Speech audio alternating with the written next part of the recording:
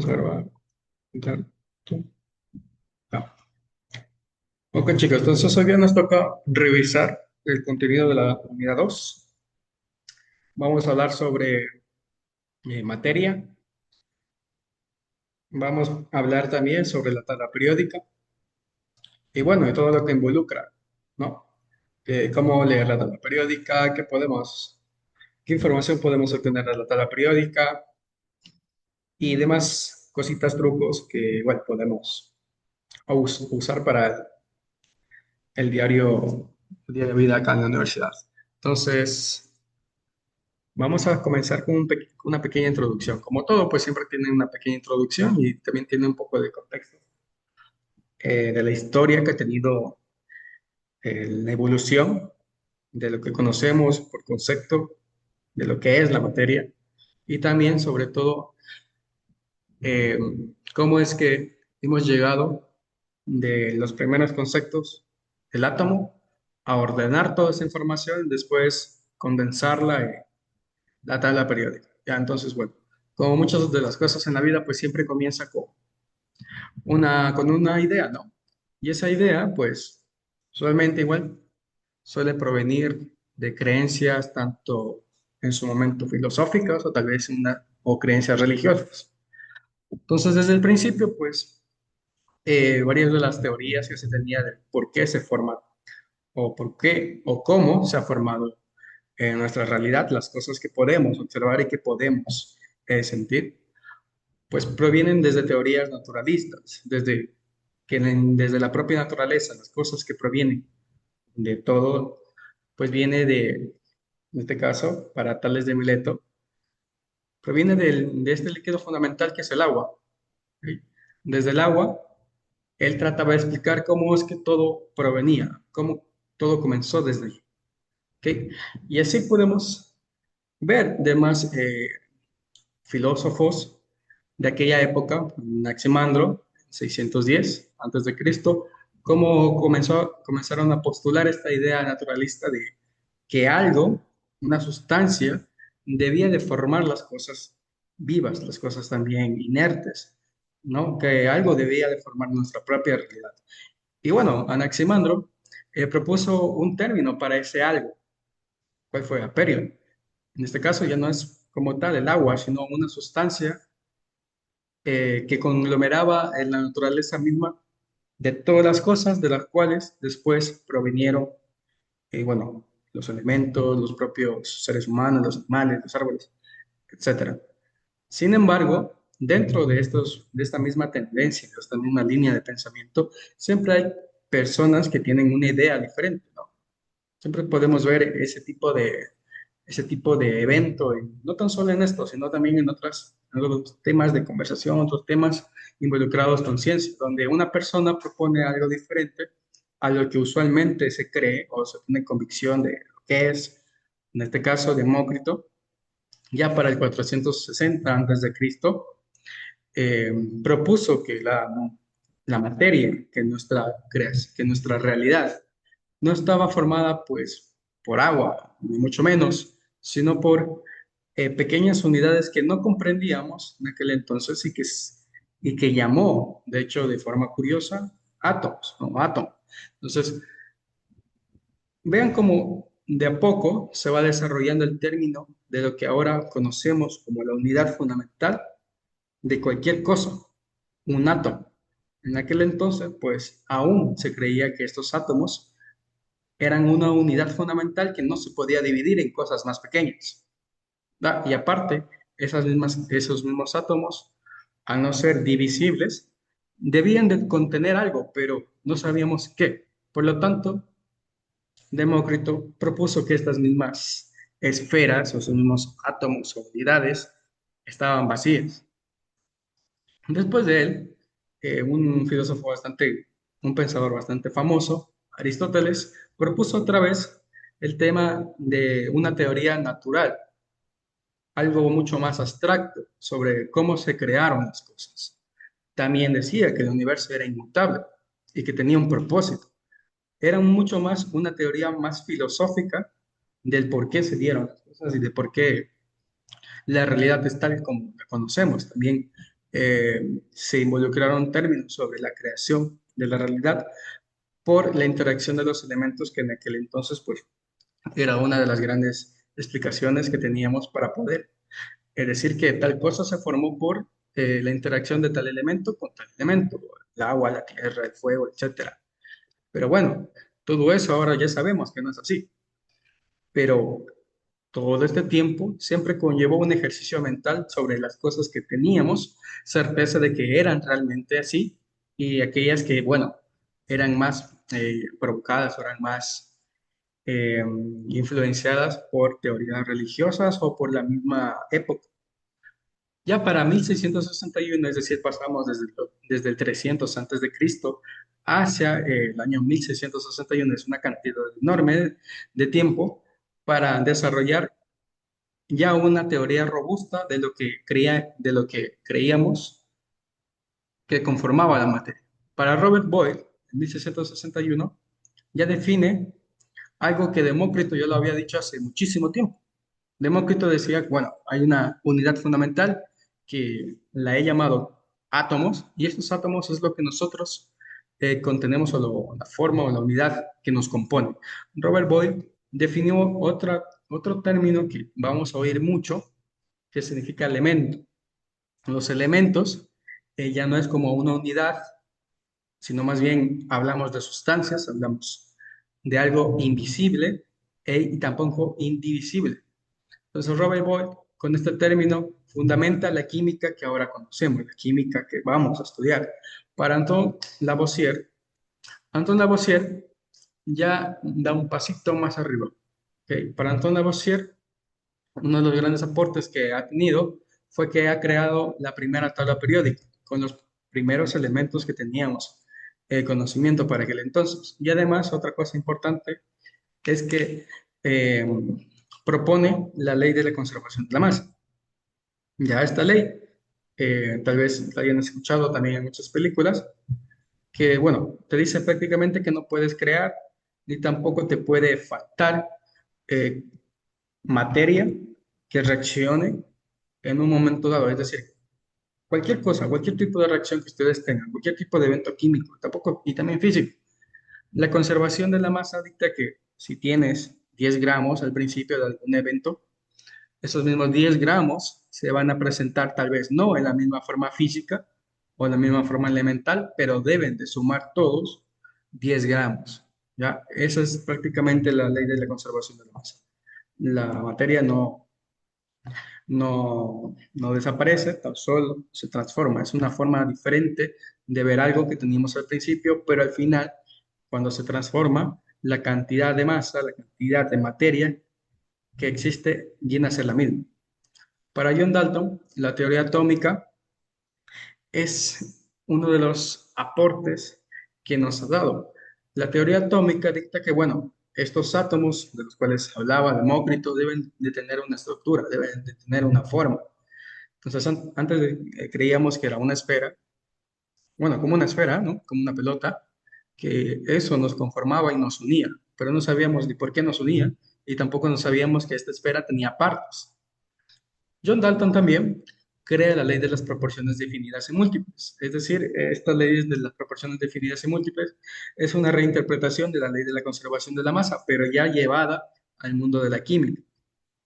Además, eh, la tabla de Lavoisier, John Dalton la ordena por los pesos atómicos. Y así fue como desde los primeros trabajos de Lavoisier, la tabla periódica ha ido desarrollándose y ha ido aumentando más cosas. Por ejemplo, pesos atómicos, ordenar los grupos que existen dentro de la tabla periódica, y todo esto fue con el tiempo, ¿no? No es un trabajo que se hace en 2, 3 años, pero toda esa cantidad de años pues sirven para fundamentar una teoría, que ahora ya no es una teoría, sino que también es una ley, y así podemos tener certeza, ¿no? De eso también se trata el método científico, de tener pruebas, esas pruebas contrastar y demostrar que realmente nuestra hipótesis tiene sentido o no. Para Dmitri Mendeleev, él en 1869 publica la tabla periódica, ordenada por elementos y por masa atómica. Es decir, ya tenemos un orden y una tabla periódica mucho más moderna. Para Joseph Thomson, él demuestra algo que es importante y de lo que vamos a hablar mucho en toda la unidad y generalmente toda la materia. Y es de lo que siempre se habla cuando uno trata de explicar un evento químico. Él demuestra algo importante, que el átomo tiene carga y la carga que él detecta es una carga negativa. Entonces ya sabemos qué tipo de elemento que conforma un átomo tiene una carga negativa, ¿no? Que son los electrones. Además, para 1911, Rutherford descubre y propone que este átomo tiene un núcleo. Entonces, de a poco vamos descubriendo las partes, ¿no? Ya sabemos que este átomo tiene cargas y que estas cargas son negativas, pero también sabemos que tiene un núcleo. Y este núcleo debe contener algo.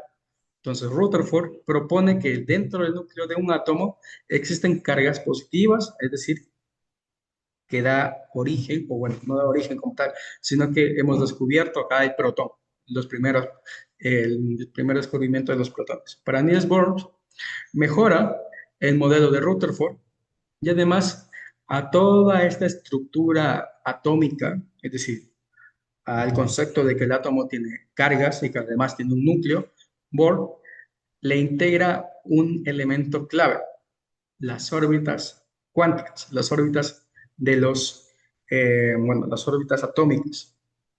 Listo, estas órbitas son como, bueno, si se acuerdan de los diagramas de un átomo, son como pequeñas líneas, pequeñas rutas trazadas, que por esas rutas navega o circulan electrones. Ah, entonces, esto es importante, porque después vamos a hablar de niveles atómicos, vamos a hablar de subniveles o de suborbitales atómicos, y todo eso pues involucra que cada átomo no es igual, a pesar de que estén compuestos por los mismos componentes, cada átomo es distinto porque tiene distinta cantidad de protones y electrones. Y esas mismas diferencias, esa misma característica que hace totalmente único un elemento, es lo que después refleja su característica química cuando vayamos a hablar de reacciones químicas. Entonces, aquí Bohr descubrió algo clave, que los electrones se organizan por medios de órbitas, por niveles atómicos. Para Schrödinger ya dio un paso mucho más allá, propone el tema de la teoría cuántica y esta teoría cuántica se acopla o se fusiona con lo que teníamos hasta ahora, que eran los primeros modelos atómicos. Es decir, que el átomo ya deja de tener un concepto un poco más físico, sino que ahora por medio de la mecánica cuántica ya tiene también un carácter más abstracto.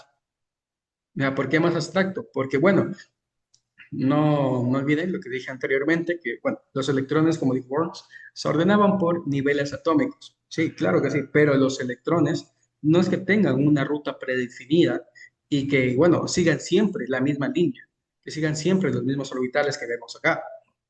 Entonces, los electrones son medios caprichosos y muchos de ellos tienen zonas dentro de un átomo en donde uno se los puede encontrar mucho más fácil y esas zonas que prefieren los electrones transitar es lo que ahora conocemos como orbitales. ¿Ya? Los orbitales atómicos son perdón, zonas de probabilidad donde un electrón puede estar o circula.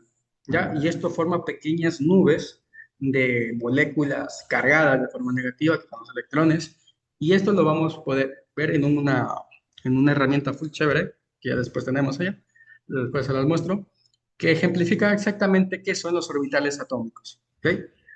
Pero bueno, James Chadwick descubre algo también que viene a la par con los protones y con el tema de la estructura de un átomo, que son los neutrones.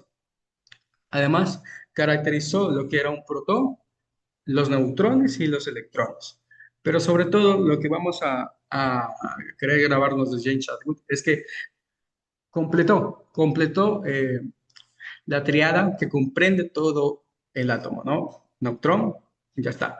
Estaban los electrones, ya estaban. Estaban los protones, ya está. Tenemos todas las herramientas, tenemos todas las partes que conforman el átomo. Para 1940, se consolida el modelo mecánico cuántico del átomo y ahí hay una integración enorme de ciencia que viene detrás de todo esto. Bueno, ya entendemos cómo es que funciona la mecánica cuántica y también eh, cómo es que se involucra con eventos físicos que observamos. Tenemos un gran avance en el tema, por ejemplo, de circuitos. Cómo es que manejamos las corrientes eléctricas o cómo es que manejamos los circuitos que integran unidades tan pequeñitas como los que tenemos en los chips. Bueno, todo eso. Y desde entonces, pues hemos hallado y hemos hecho más avances desde la física y la mecánica cuántica, pero bueno, como esto no es física, vamos a centrarnos sobre todo en la estructura, los modelos atómicos y las características que tienen cada parte de un átomo para después explicar por qué cada elemento es diferente y por qué cada elemento puede formar tal u otro compuesto. Ok, entonces, más que nada, tienen en cuenta que la teoría del átomo, así como cualquier otro tipo de teoría, que ahora tenemos una ley, ya no es como una teoría, sino es algo que se sabe que sí. Claramente pueden existir nueva información, se puede seguir añadiendo nueva información, si es que la hay, pero bueno, lo que quiero también que se lleven es que todo contexto histórico de cualquier tipo de tema siempre involucra un inicio en donde no teníamos ni la más mínima idea de lo que realmente componía algo, hacía funcionar algún sistema, en este caso, que hacía funcionar nuestra realidad, que son átomos como tal, y que ahora ya tenemos un concepto mucho más establecido, tenemos una casa bien cimentada sobre lo que es un átomo y cómo funciona y también cuáles son las partes. Entonces, todo siempre tiene un inicio donde no tenemos casi nada de información, pero por medio de la investigación y por medio de las preguntas bien hechas y del esfuerzo se puede llegar a una teoría muy cimentada y lo cual ahora es una ley. Entonces, eso siempre lo van a encontrar en sus carreras, muchachos. Siempre, toda la vida van a comenzar sin saber nada, pero al final tienen que esforzarse, tienen que a ayudarse a aprender y hasta obligarse a aprender para que ese comienzo dé frutos y también resulte un aprendizaje mucho más, tanto autónomo, pero más enriquecedor y que todos los conocimientos que ustedes tengan durante los primeros años de su carrera sirva para que al final, en su trabajo de titulación, sean unos expertos de los temas que hayan elegido. En fin, entonces comencemos con los modelos atómicos. Entonces, los modelos atómicos, como lo ven, como les había dicho, la ciencia es literalmente pasos, es como seguir una receta. Primero comienzas con cosas simples, después vas a complejizar una u otra característica de una receta o de, de un proceso y vas aumentando más pasos, vas aumentando más cosas, vas aumentando más conocimientos y todo eso después converge en un modelo muy sólido. Para el átomo, pues bueno, para Dalton, les había dicho, la teoría o el modelo atómico de Dalton, pues era muy simple, ¿no? Era prácticamente lo mismo que decía Demócrito, una unidad que conformaba la naturaleza de la realidad, en este caso la de los átomos, pero no sabíamos qué nomás contenía. Para Thomson, pues bueno, Thomson ya sabía que estos mismos átomos tenían cargas, pero qué es tan importante como saber que un átomo tiene cargas? Pues cuál es la estructura. Para Rutherford, bueno, estos mismos átomos se pueden ordenar en sistemas cuánticos y para Bohr, estos mismos sistemas cuánticos tienen orden, tienen un por qué estar aquí, por qué los niveles tienen esta forma, ¿no?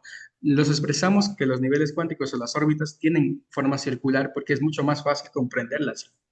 Porque primero, obviamente, viene el círculo más pequeño, después el círculo mucho más grande y así de forma sucesiva. Es decir, que tiene una jerarquía, que todo tiene un nivel, que tiene un orden. Y esa forma de ordenarlo nos permite comprender más fácil el por qué existen niveles cuánticos o subniveles o subórbitas cuánticas. ¿Ya? Para el modelo o la teoría de Sommerfeld no se quedó con el simple hecho de que, bueno, un átomo puede tener órbitas, claro que puede tener órbitas, pero todas las órbitas son circulares. Bueno, Sommerfeld propuso que estas mismas órbitas no son perfectamente circulares, sino que son más bien como pequeños romboides, como pequeños óvalos, es decir, que tienen trayectorias que pueden variar.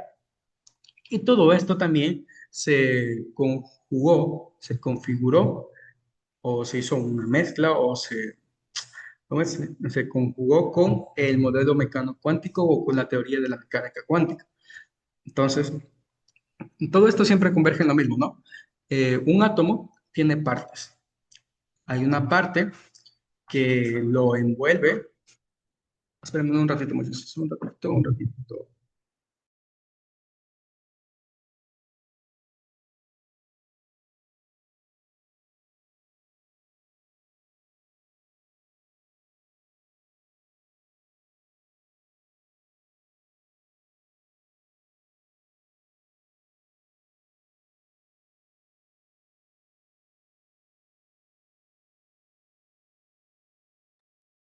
Ok, ya, a ver, ¿en qué iba? Ok. La teoría mecánica cuántica. Entonces, todo esto convergió, Pantalla en aparece. gracias, en lo que conocemos actualmente de cómo se ve un átomo. Ya, un átomo tiene partes, ¿verdad? Electrones, protones y neutrones. Sabemos que hay una zona súper condensada de estos componentes que entendemos que es el núcleo, que ahí están los protones y los neutrones, y también entendemos que un átomo tiene una nube, como una nube, como si fuera una neblina, pónganlo así, y esta nube está conformada por electrones. Es decir, como les había dicho, los electrones no es que estén confinados en estos círculos y de aquí no puedan salir. Los electrones son caprichosos. Claro que sí, pueden formar alguna área dentro de un átomo que sea mucho más sencillo encontrar un electrón en esas mismas áreas, pero no generalmente siguen una órbita. Claro, están afuera, no están dentro del núcleo, sí, por supuesto que sí, pero mientras más complejo sea el átomo, los electrones tienen también más capacidad para poder poblar diferentes zonas dentro del mismo átomo. Bueno, para no enredarme más, un electrón lo entendemos que tiene órbitas porque es mucho más fácil comprenderlo así, pero de forma o de la vista o desde el modelo de la mecánica cuántica, un electrón forma nubes, nubes condensadas de cargas negativas alrededor de un átomo. Y esas mismas nubes es lo que después conocemos y que interactúan directamente cuando vemos enlaces, tipos de enlaces químicos. Estas mismas nubes interactúan con átomos aledaños. Los átomos aledaños se ven afectados por estas nubes electrónicas y algunos átomos, ya lo vamos a ver, atraen más electrones de sus vecinos y por lo tal podemos comprender cómo es que se forman los enlaces. Vamos a ver que hay un montón de enlaces, enlaces covalentes, iónicos, metálicos, etcétera.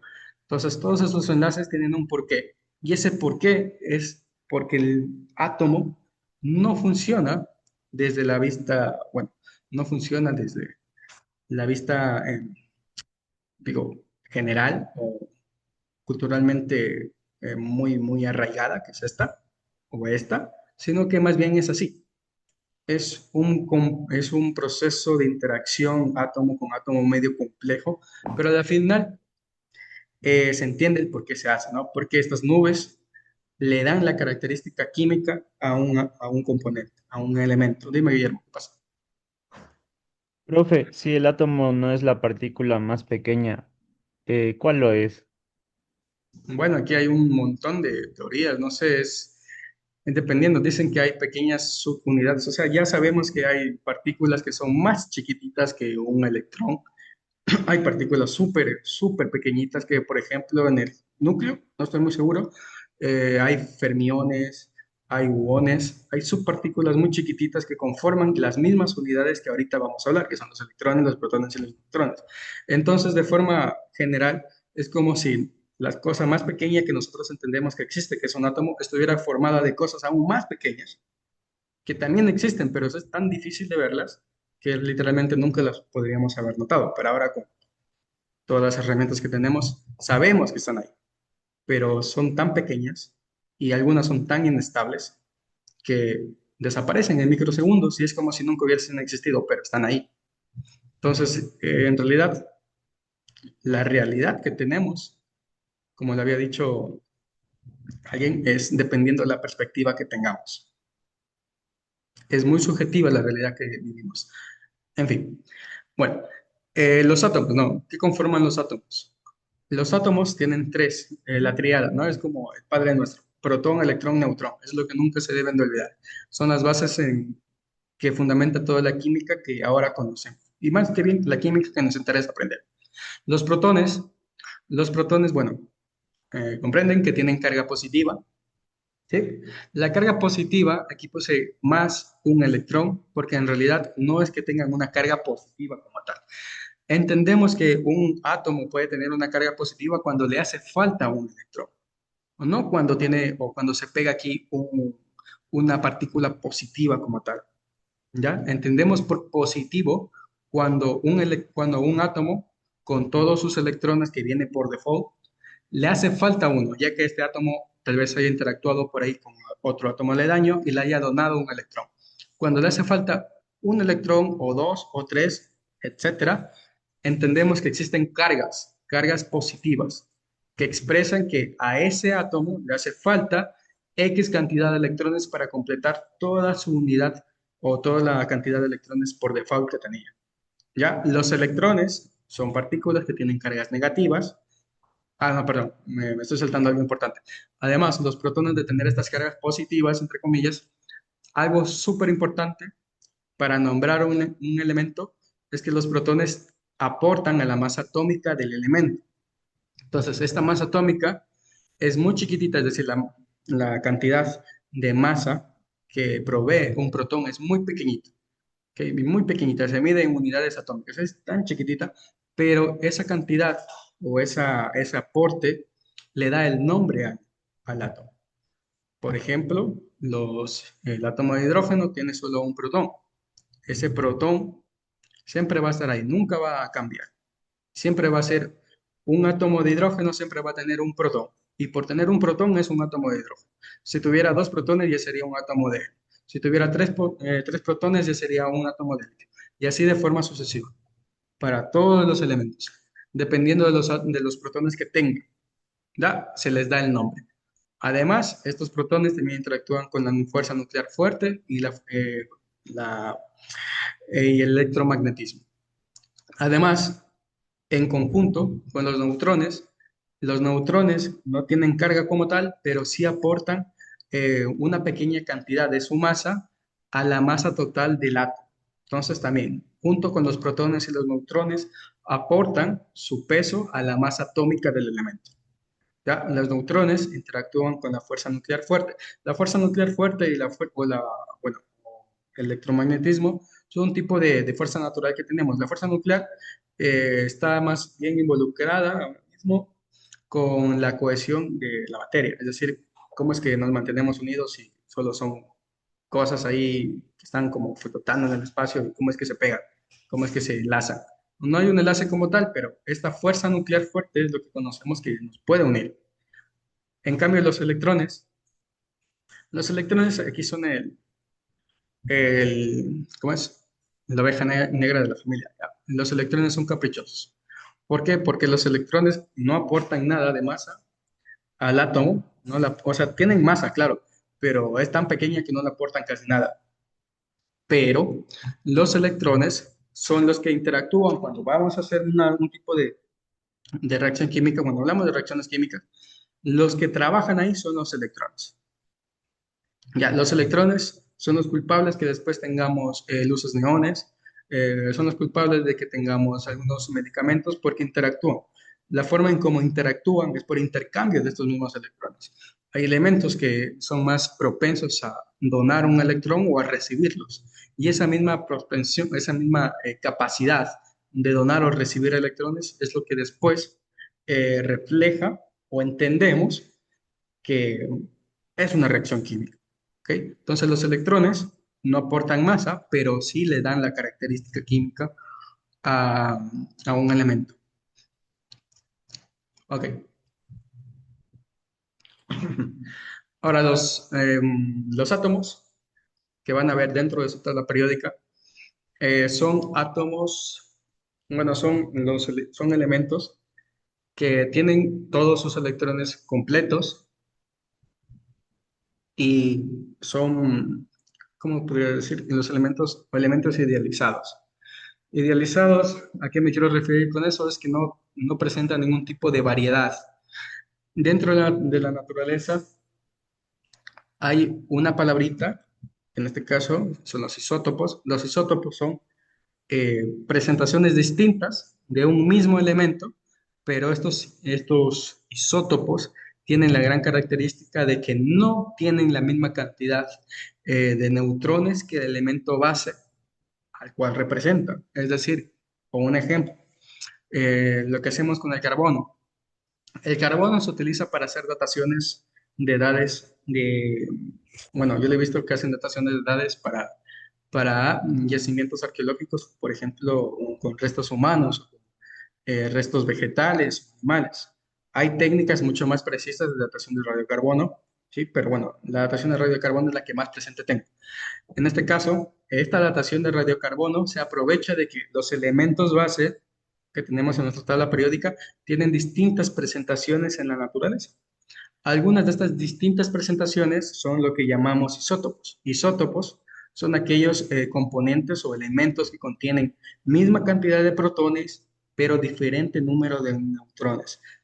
¿Ok? Ese desequilibrio, porque acuérdense que, bueno, si hay misma cantidad de protones, debe haber la misma cantidad de neutrones. Ese desequilibrio que tienen estos elementos llamados isótopos es lo que después les da una característica diferente al elemento base. En la datación de radiocarbono se utiliza el isótopo de carbono 14. Bueno, en realidad se mide la datación de radiocarbono 14. ¿Por qué? Porque los elementos de forma natural también interactúan con otros átomos en la naturaleza. Pero tengan en cuenta que cualquier tipo de componente, cualquier tipo de compuesto, viene siempre acompañado. Es decir, en la naturaleza es muy difícil encontrar un elemento puro, muy difícil. Muy difícil. No es que sea imposible, pero es muy difícil. Porque los elementos puros son muy inestables. ¿Ya? Siempre van a buscar la forma de interactuar con otros elementos para formar minerales, para formar sustancias, para formar moléculas. Y eso les da más estabilidad. Ya, pero no significa que sean eternos. Significa que con el tiempo se pueden ir degradando y esa degradación, entre comillas, hace que un elemento, por ejemplo, el carbono, que conforma toda la red viva de nuestro planeta, vaya perdiendo neutrones. Estos neutrones se traducen en isótopos de carbono. La datación de carbono se aprovecha de esto y mide cuánto tarda un átomo de carbono convencional en transformarse en un carbono 14. Y ahí es como podemos hacer los cálculos. De tal yacimiento tiene 14.000, 10.000 años de antigüedad, etcétera. Ya, esos son los isótopos, ¿no? Son presentaciones distintas de un mismo elemento, pero lo que los diferencia son la cantidad de neutrones que tiene con respecto al elemento base de la tabla periódica. Ahora, para la tabla periódica, pues bueno, la tabla periódica que pueden encontrar en sus cuadernos, o seguramente por ahí tienen una, tiene varias características, tiene varias partes. Acá tenemos un resumen. Cada elemento que está datado, está señalado en la tabla periódica, tiene esta información. Bueno, algunas suelen tener un poco más de información, otras menos, pero en general esta es la información que se pueden encontrar y sobre todo la información que nos va a servir. Ya, entonces aquí que tenemos el símbolo químico del elemento, el nombre del elemento, la configuración electrónica. La configuración electrónica es el orden que tienen los electrones dentro de un átomo. Eh, Bien, por aquí la mirada. Aquí ven un electrón con varios niveles atómicos, ¿verdad? Tenemos varios niveles atómicos, no tenemos solo uno. Tenemos el nivel atómico K, L, M y N. Y cada nivel atómico tiene suborbitales dentro de ese nivel. Entonces, los electrones se agrupan dentro de estos suborbitales o orbitales atómicos, o bueno, perdón, subniveles, no suborbitales, subniveles atómicos, y ese orden que sigue es lo que después reflejamos o escribimos o entendemos como la configuración electrónica del elemento. ¿Ya? La configuración electrónica no es nada más que describir los orbitales y la cantidad de electrones que tiene un elemento. La energía de ionización, ya lo vamos a ver, pero es una fuerza que te indica qué tan propensa es o qué tan propenso es un elemento ¿cómo es? A donar o receptar electrones. La masa atómica, pues bueno, es literalmente la masa del elemento y el número atómico. El número atómico es muy importante porque el número atómico me está diciendo de forma directa que, que el hierro o el hierro base de la tabla periódica tiene 26 número atómico, es decir, 26 protones, es decir, que tiene 26 electrones. El hierro base tiene 26 electrones y esos 26 electrones se deben de agrupar de alguna forma, ya vamos a ver cómo, en los niveles atómicos y en los orbitales. Además, también tenemos otra medida, la electronegatividad. La electronegatividad es una característica que tienen los elementos cuando forman enlaces y sobre todo cuando forman enlaces covalentes. Los estados de oxidación, pues bueno, los estados de oxidación no es nada más que como, ¿cómo te puedo explicar? Como la potencia, podemos decir que es como la potencia que tiene un elemento y la cantidad la cantidad o número de electrones que le hacen falta o que le sobran. Es decir, como les había dicho, muchos elementos en la naturaleza pueden ser isótopos, es decir, pueden tener distintos tipos con distintos números de neutrones, pero así también pueden donar electrones. Es decir, que no todos los elementos en la naturaleza pueden tener siempre 26 electrones en el caso de hierro. Pueden tener tal vez más, pueden tener 27, pueden tener 28, pueden tener 22. Y bueno, a eso va reflejado después el estado de oxidación que tiene el elemento. Además, la tabla periódica tiene un porqué. ¿Okay? Entonces, tengan en cuenta que la tabla periódica es un trabajo de cientos de años. Ya lo vimos, tiene miles de años haciéndose, pero todos esos años no son de por gusto y tampoco el orden que tiene cada elemento es porque sí. Cada elemento está situado de forma ordenada por un porqué. Entonces podemos entender que este orden se puede dividir en tres grandes grupos de forma general. Los no metales, que están como este naranja o pálido, los metales, que son los rojizos, y los metaloides, que son estos azulitos.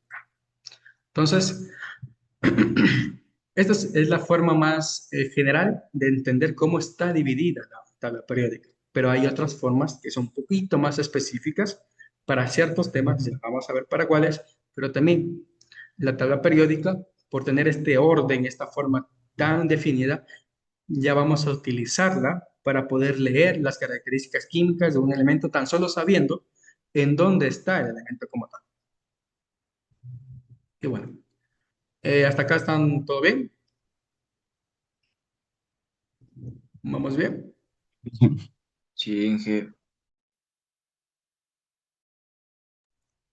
Ok. Denme un ratito. Quiero abrir este video.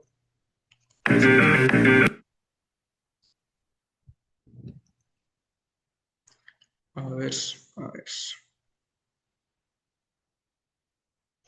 Entonces este video explica mucho mejor, si es que no me cacharon algunas partes, cómo está ordenada la tabla periódica y demás cuestiones que se puede aprender de ella. Entonces, a ver, déjenme ver. Este año se cumplen 150 años de la creación de ¿Sí se escucha? la tabla periódica, razón por la cual la ONU ha decidido ¿Sí? ¿Todo bien? ¿Sí se escucha? Sí, pero se pausó el video. Ah, ya, es que yo lo puse. que este año 2019 sea el año de la tabla periódica. Y por ello, desde la Universidad de Burgos nos gustaría hacer un pequeño homenaje a este invento que fue tan revolucionario en su época y que aún hoy en día seguimos utilizando. Ya hicimos un pequeño vídeo hablando de la historia de esta tabla, le podéis echar un vistazo si queréis. Pero todavía no hemos hablado de cómo se usa, qué información podemos sacar de la tabla periódica, por qué tiene una forma tan rara con columnas tan asimétricas. En este vídeo vamos a hablar de cuál es la forma de leer, de entender la tabla periódica y qué información podemos sacar de ella. Comenzamos.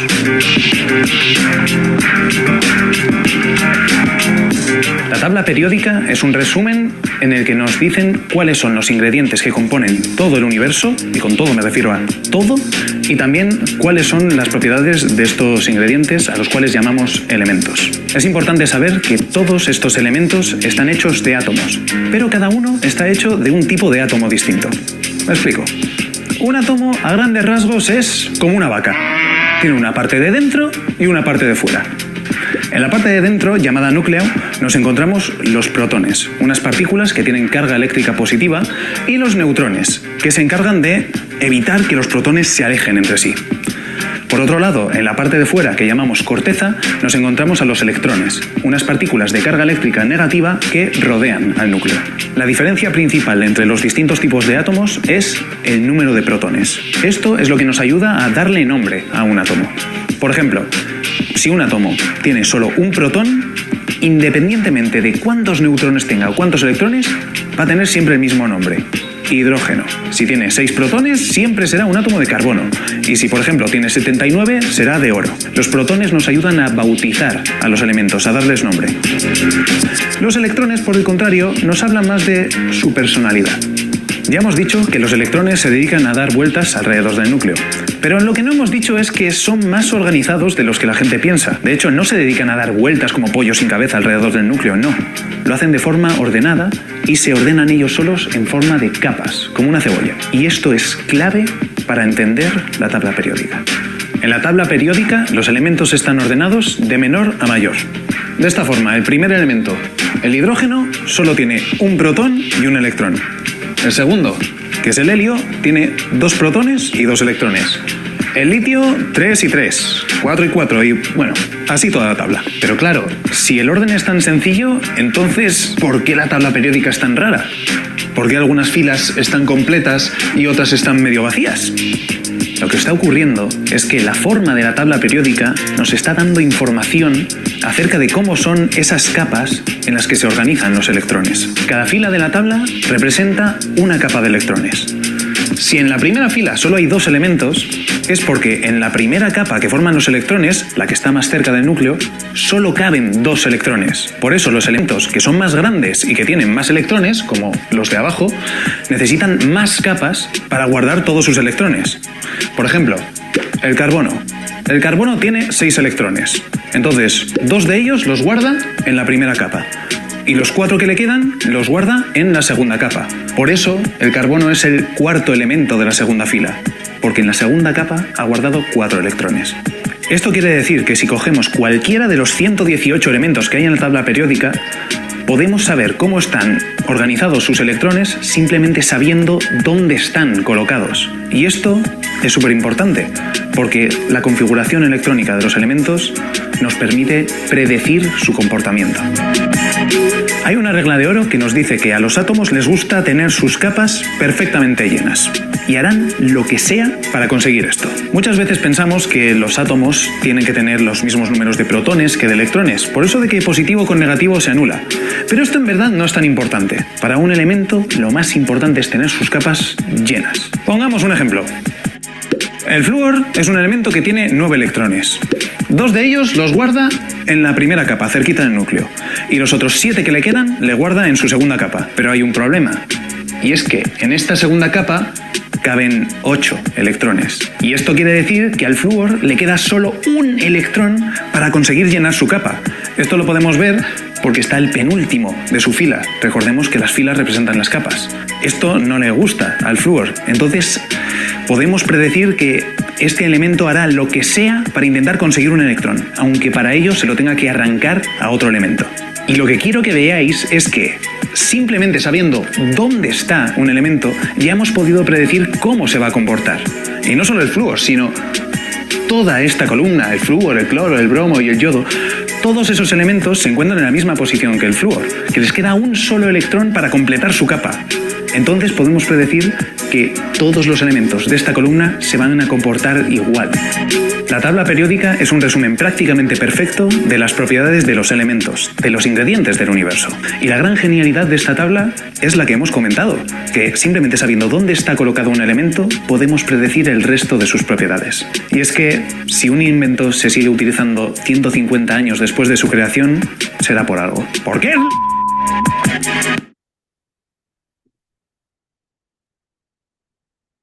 Ok, bueno, en general, la tabla periódica tiene un porqué, ¿no? Tiene un orden y ese orden no hay que inventarlo, está ahí para algo, está ahí para usarse. Por lo mismo, pues a mí no me importa que ustedes utilicen la tabla periódica para sus exámenes, para eso está. Ok, pero en fin. Eh, Otra cosa que podemos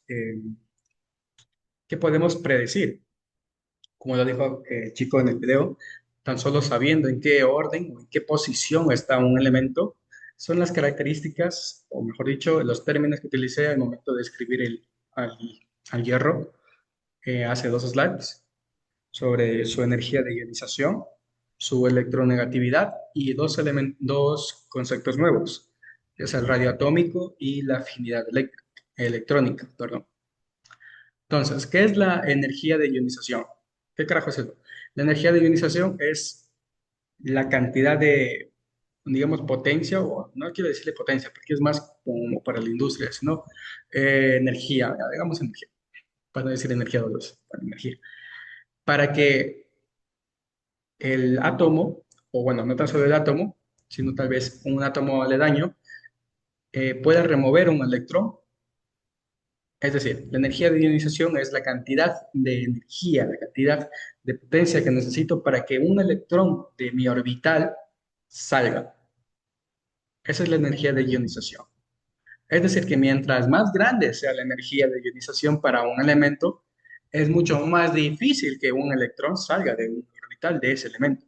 Es decir, mientras más chiquita sea la energía de ionización, ese elemento va a ser mucho más propenso a donar un electrón.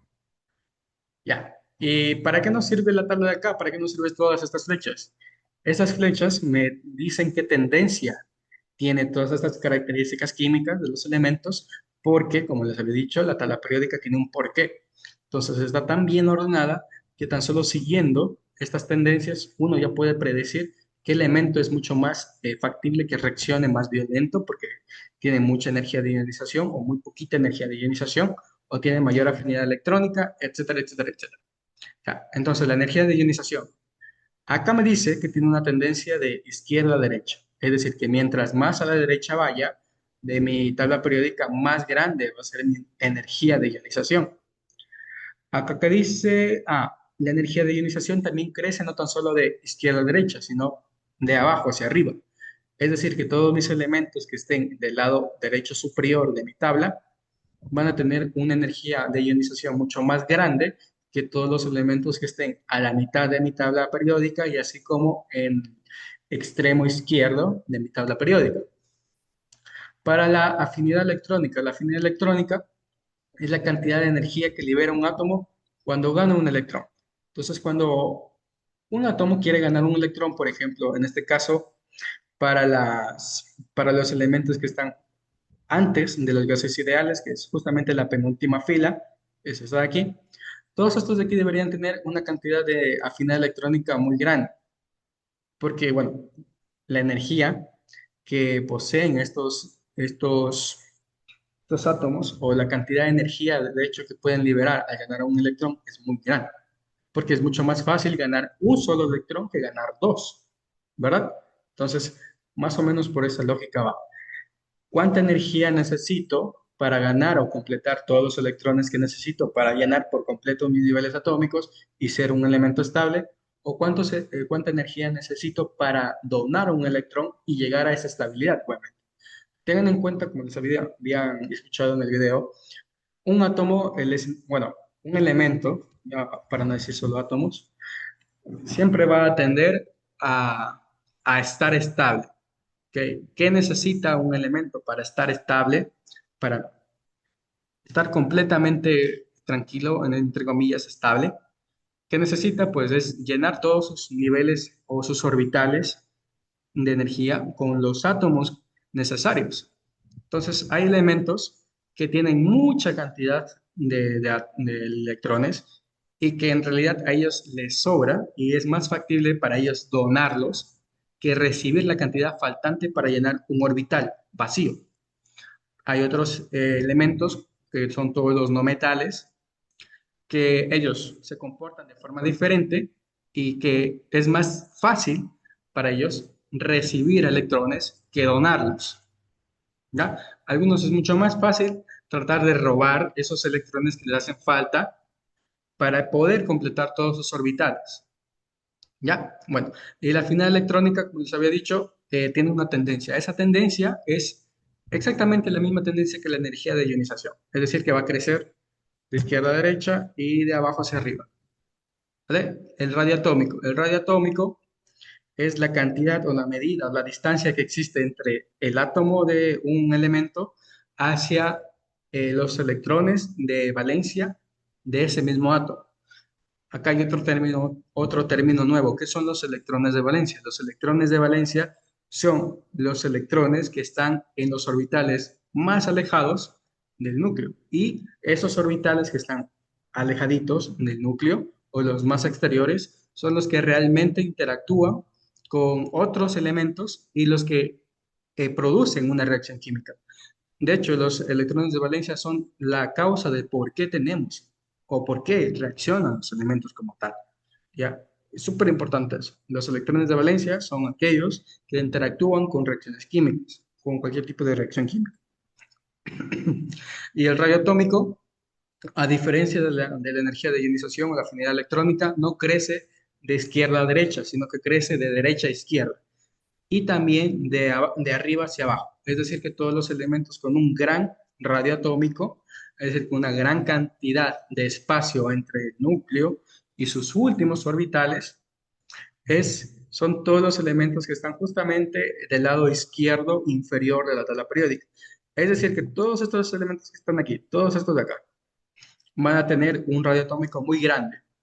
¿A qué me quiero referir? Que tengan un radio atómico muy grande, que la distancia de su núcleo a sus electrones de valencia es muy, muy elevada. Esa distancia también involucra que estos electrones de valencia les sea más fácil, más sencillo, salirse de sus orbitales porque no tienen la fuerza necesaria para mantenerse dentro del núcleo, ¿ya? Entonces, vean al átomo como si fuera un sistema planetario, como un sistema planetario, como el sistema solar que conocemos, ¿no? El núcleo es el Sol y los electrones son los planetas que conforman el sistema solar. Mientras más alejado esté un planeta del Sol, la trayectoria va a ser más lejana, ¿verdad? Y va a ser mucho más propenso de que ese mismo planeta, entre comillas, pueda salir del sistema solar, o bueno, de los orbitales del átomo, y pueda donarse, pues, para allá, ¿no? Prácticamente es más o menos una analogía que les puedo hacer de cómo se comportaría un electrón dentro de un átomo que tiene un radio atómico muy grande. ¿Ya? ¿Y la electronegatividad qué es? La electronegatividad es prácticamente casi lo mismo que la energía de ionización, solo que la electronegatividad, como dice ahí, que es la capacidad de un átomo para atraer electrones en un enlace. Es decir, que es como la capacidad, o bueno, como el comportamiento de un imán que tiene un átomo para atraer, bueno, para atraer un electrón. ¿Ya? Entonces, algunos átomos, como habíamos visto, son muchos más propensos o tienen mucha más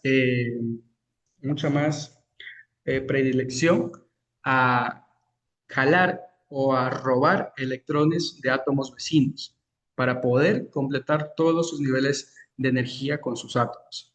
Entonces, la electronegatividad, tengan en cuenta que solo se expresa o hablamos de electronegatividad cuando charlamos o cuando tenemos enlaces, ¿ya? Cuando tenemos enlaces con átomos y sobre todo cuando tenemos enlaces covalentes, ahí podemos hablar de electronegatividad, ¿ya? Pero ¿qué es? ¿Cómo lo puedo ejemplificar? ¿Cómo es que lo puedo ver? ¿Tiene forma la electronegatividad? Sí tiene forma. Digamos que hablamos bueno, no sabemos cuál es la tendencia, eso no les había dicho. La tendencia de la electronegatividad, fíjense en acá, no se ve muy bien, voy a hacer un zoom.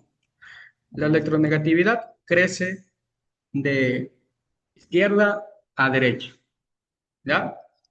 Mientras más a la derecha esté un elemento, en mi tabla periódica va a ser más electronegativo.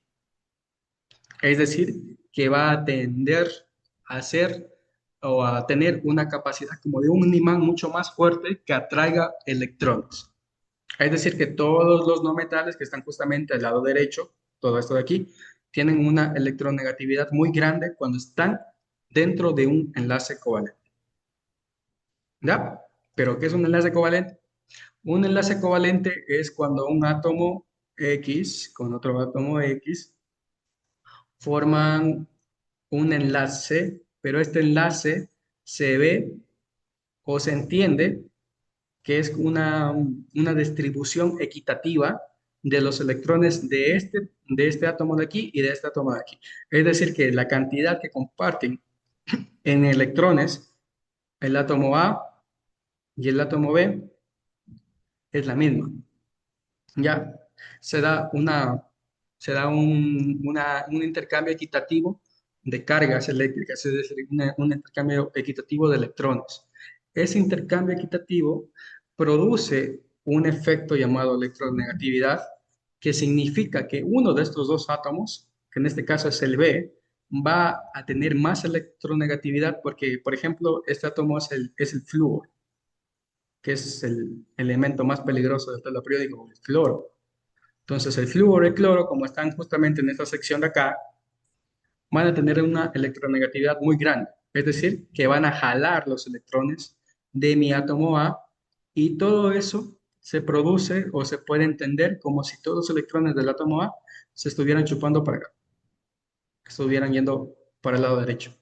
Y eso produce que la nube de electrones, acuérdense que un átomo tiene como una nube de electrones, o tienda más hacia la izquierda, es decir, que haya más electrones del átomo A como que jalándose a la zona de este átomo B, que es el flúor o el cloro.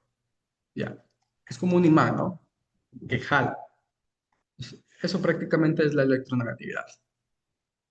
Ya. Tal vez tengan dudas hasta acá.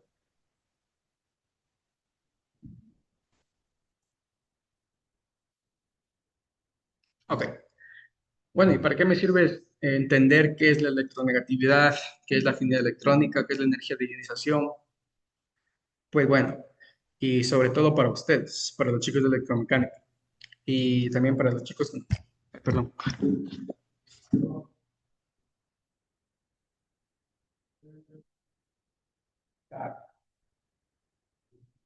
Creo que un ejemplo que va muy de acuerdo con los chicos de electromecánica, y disculpen para los chicos de agro, es el tema de las baterías. ¿Ya? Ese es un ejemplo que lo tenemos muy presente, ¿no? ¿Cómo es que funciona una batería?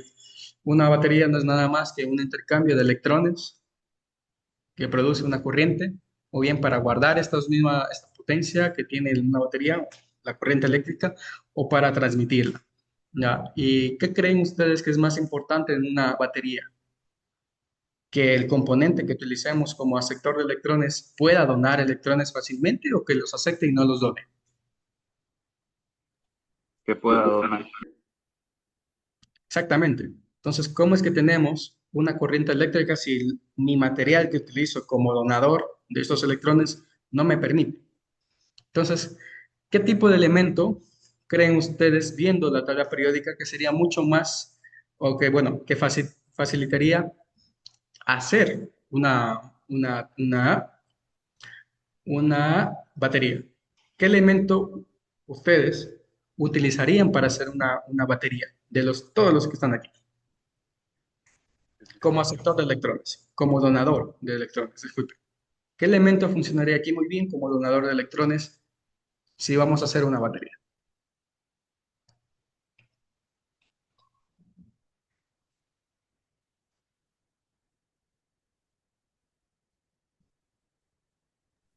Los de la parte izquierda. Muy bien, claro. Los de la parte izquierda, todos estos de aquí.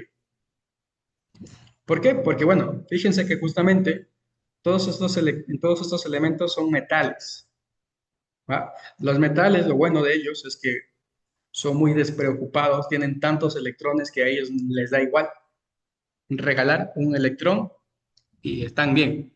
¿Ya?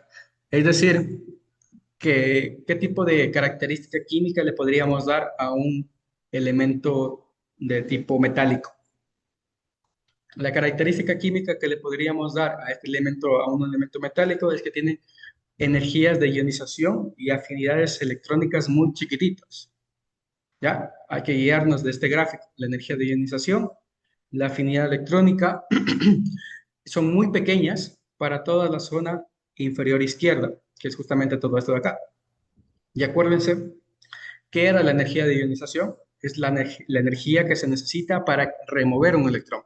Mientras más pequeña es la energía de ionización, significa que estos elementos de aquí es mucho más fácil poder robar o poder donar un electrón.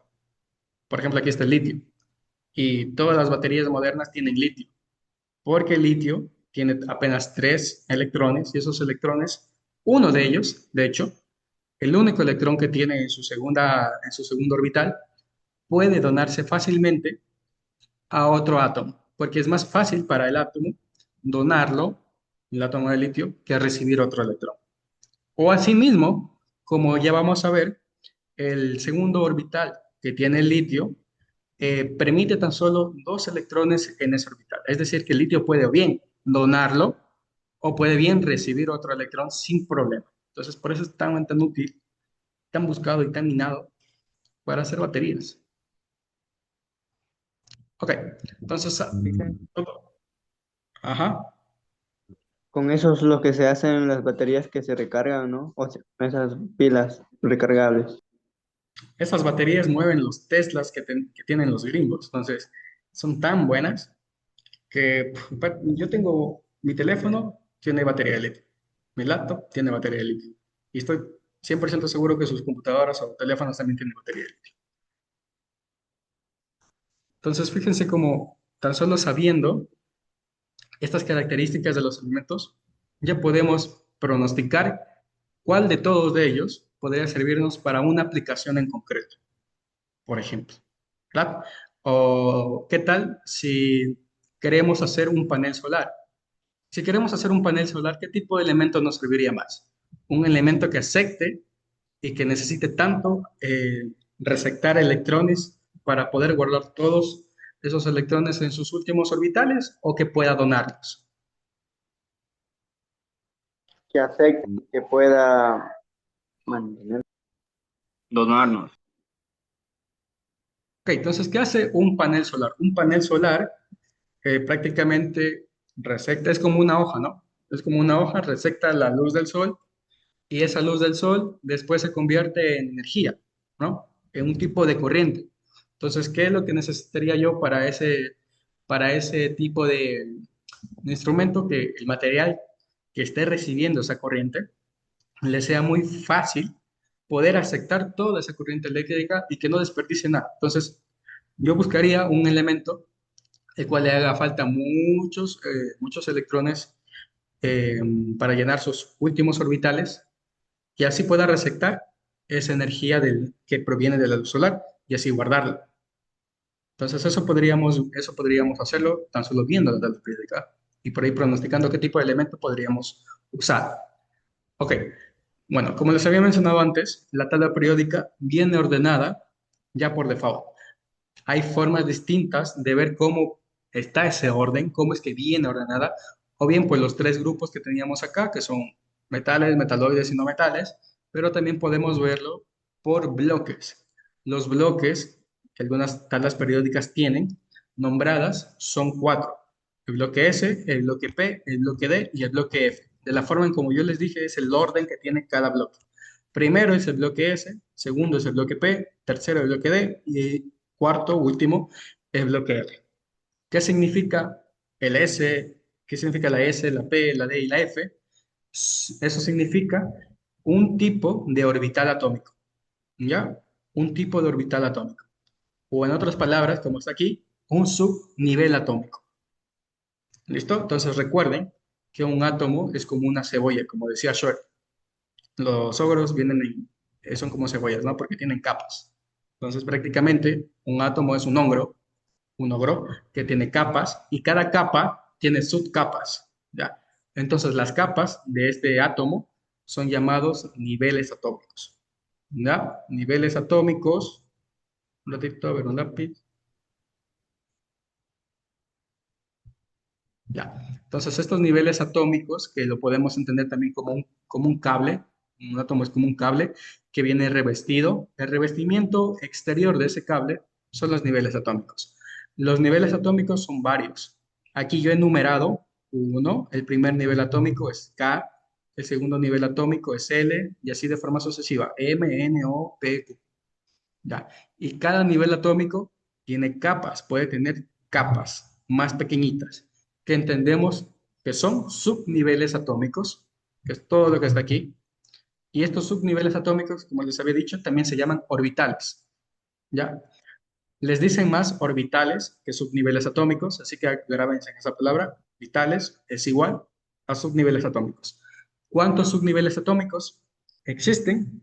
Entendemos y vamos a utilizar los 4 subniveles atómicos u orbitales que acabamos de nombrar acá. S, P, D y F. ¿Ya? Y que aparte de la letra cambia de un orbital atómico a otro. Lo importantísimo aquí es que cada orbital puede contener un número específico y no va a variar de la cantidad máxima de electrones que puede contener un orbital. Todos los orbitales S pueden contener un máximo de 2 electrones. Dije máximo porque pueden contener también un electrón y aún así ser un orbital S, pero no pueden contener 3 electrones, solo pueden contener máximo 2. Un orbital P puede contener máximo 6 electrones, un orbital D puede contener máximo 10 electrones, un orbital F puede contener máximo 14 electrones. ¿Ya? Y cada nivel atómico, como ven aquí, está formado por subniveles atómicos. Por ejemplo, el primer nivel atómico K tiene tan solo un orbital, que es el S. El nivel atómico L tiene 2 orbitales, sp. El orbital M tiene 3 suborbitales. Bueno, perdón, el nivel M, nivel atómico M, tiene 3 orbitales, SPD. El nivel 4 o el nivel atómico N tiene 4 orbitales, S, P, D y F. ¿Listo? Entonces, bueno, ¿qué más me dice todo este gráfico que tengo acá? ¿Qué más me dice? Pues me dice prácticamente que cada nivel atómico viene o contiene distintos subniveles atómicos u orbitales y que cada orbital puede contener un máximo de X número de electrones. Ya, entonces fíjense que justamente este gráfico de aquí es como una escalera, ¿no? Este gráfico también se puede llamar como gráfico de árbol y es el gráfico que nos va a servir para calcular y para nombrar o escribir la configuración electrónica de todos los elementos. Entonces, no sabemos este gráfico. Bueno, en realidad yo lo voy a mostrar, es este gráfico de acá.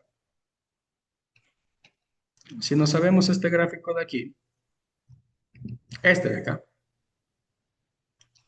prácticamente ya tenemos y podemos escribir la configuración electrónica de cualquier tipo de elemento de la tabla periódica.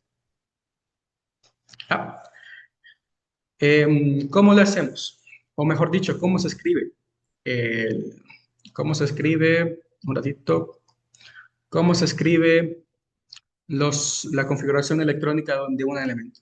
La configuración electrónica de un elemento, así como la notación científica, que ya habíamos hablado de ello, tiene partes y tiene un orden exacto para escribirse. Conlleva un número, conlleva un símbolo, una letra, y también conlleva un exponente. El número es igual al número o al nivel atómico que vimos antes, que tenemos varios, ¿verdad? Tenemos 7 niveles atómicos, ¿verdad? Entonces, esos niveles atómicos van representados por un número. Este símbolo de acá, la L, representa el tipo de orbital que está en el nivel atómico. Es decir, para el nivel 1, el nivel atómico 1, contiene un orbital tipo S, ¿ya? Y el exponente es la cantidad de electrones que tiene ese orbital. Es decir, que este orbital S, como es un orbital S, puede contener hasta 2 electrones en su orbital. En este caso, la configuración electrónica que vemos acá ¿De qué elemento creen ustedes que le pertenece a esto? ¿Le pertenece a algún elemento? Hidrógeno. No, casi. Nitrógeno. No.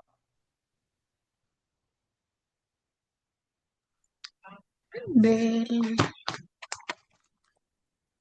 litio. ¿Puede repetir la pregunta, profe?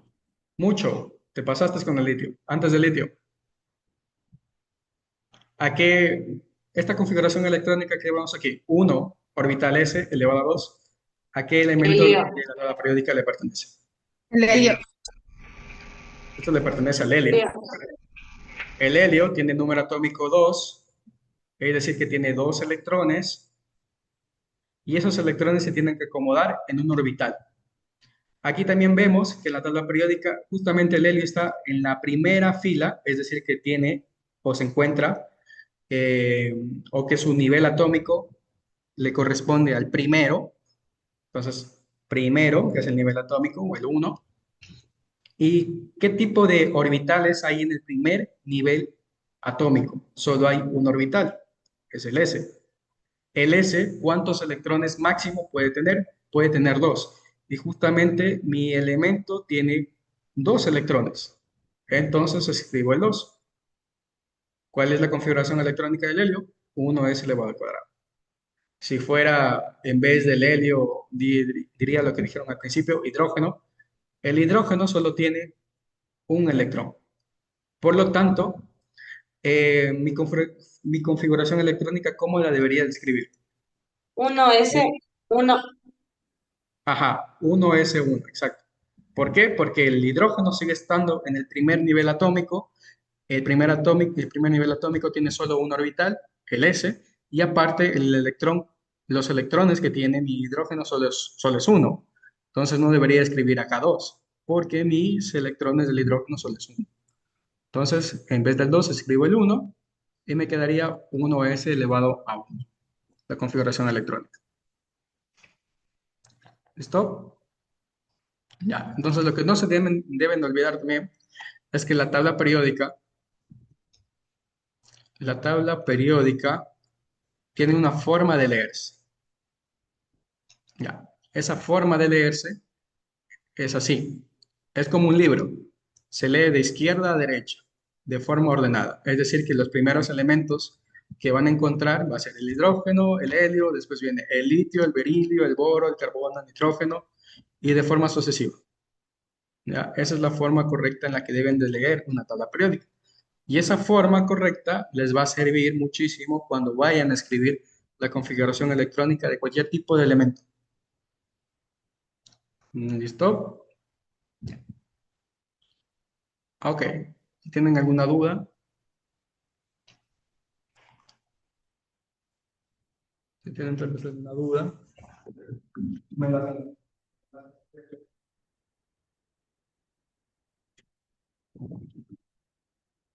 Ok. Peguémonos un descansito aquí para relajarnos un rato y continuamos en 5 minutos.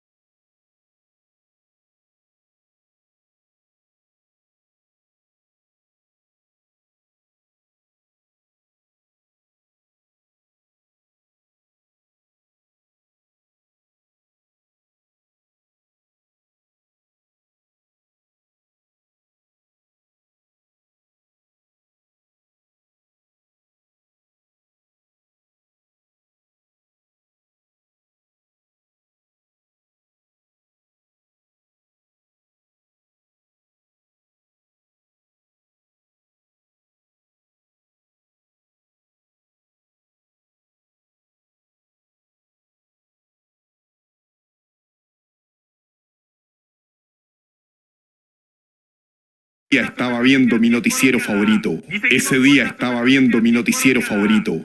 Cuando de pronto... Esta tarde ha sido robada una mortífera bomba atómica. Las sospechas recaen sobre el maléfico tío pelado, delincuente vil y desalmado. Ojalá que lo atrapen pronto, porque si no... ¡Bum, bum, bum, zas, bum, chas, bum, bum, bum! Y en otro ámbito de las informaciones, un cangrejo de 6 ojos fue elegido Oh, presidente ¿quién de molestará ahora? Escocia. Le deseamos la ¿Aló? mejor de las suertes. ¿Aló? ¿Aló? ¿Aló? ¿Viste las noticias, Bodoque? Tío pelado, maldito criminal. Más respeto, conejo. Tengo en mi poder una bomba atómica y la puedo hacer explotar en cualquier momento. No lo haga. Eso meterá mucho ruido y despertará a todo el mundo. Veo que no conoces el poder destructor de la energía nuclear. Será mejor que te informes. Te llamaré luego. Ah, ¿aló? ¡No corte! ¡Ah, maldición! Estaba anonadado. Si quería recuperar esa bomba, debí informarme primero sobre la energía nuclear. El doctor Cirilo Pila me ayudaría. La energía nuclear se obtiene a partir de la división de un átomo. ¿Un átomo? Es la porción más mínima de la materia. Todo está hecho de átomos. ¿Y son muy chicos? Por ejemplo, en una gota de agua encontramos 1000 trillones de átomos. ¡Oh, increíble! Los átomos contienen un núcleo con protones y neutrones. Al dispararle neutrones al núcleo, este se divide generando una reacción en cadena y liberando energía. Esta energía es calor que conocemos como radioactividad. Esa es la energía atómica. ¿Y es peligrosa, doctor? Puede destruir el mundo si no se ocupa con criterio. Oh. ¿Aló? El mundo corre peligro, Bodoque, pero te tengo una buena noticia. ¿Y cuál es esa noticia? Puedes ayudar a salvarlo. Solo necesito que me des $1 millón a cambio de mi bombita. ¡Miserable! Más rato te llamo. Hiroshima, Nagasaki, Chernobyl, Mururoa. Desastres de proporciones ocasionados por el mal uso de la energía nuclear. Muerte, enfermedades, contaminación, destrucción total del medio ambiente. Al rato me llamaron de la Comisión de Energía Nuclear. Se habían enterado de mis contactos con el tío pelado y querían apoyarme. Me recibió la hermosa doctora Naninga Boliche. ¿Qué es esto, Naninga? Esto es un reactor nuclear experimental. Acá jamás podríamos generar electricidad para alimentar una ciudad, ni mucho menos construir una bomba atómica. La energía nuclear no es solo destructiva, también se usa con fines médicos, como las radiografías y el tratamiento contra el cáncer. Y en algunos países como Francia es la principal fuente de electricidad. Pero es extremadamente peligrosa. Si es que cae en manos de inescrupulosos. Además, su manejo es extremadamente delicado. Es una energía nueva y todavía hay mucho que investigar sobre ella. Oh, permiso. Se acabó tu tiempo, Bodoque. Quiero que me entregues $1 millón en un maletín a las 6 en el puente de siempre. Oh, pero ¿de dónde sacaré $1 millón? Oh. Si no llegas, ¡boom! Oh, maldición.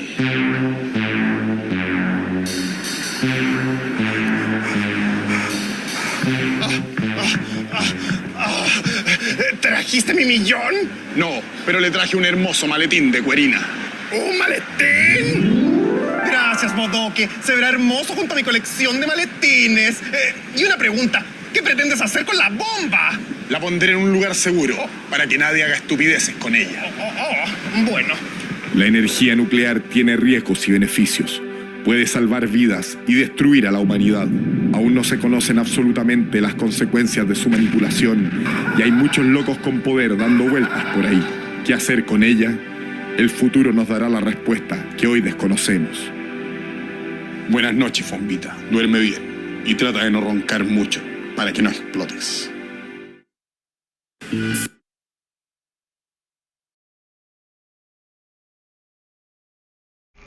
Belleza, 71 minutos.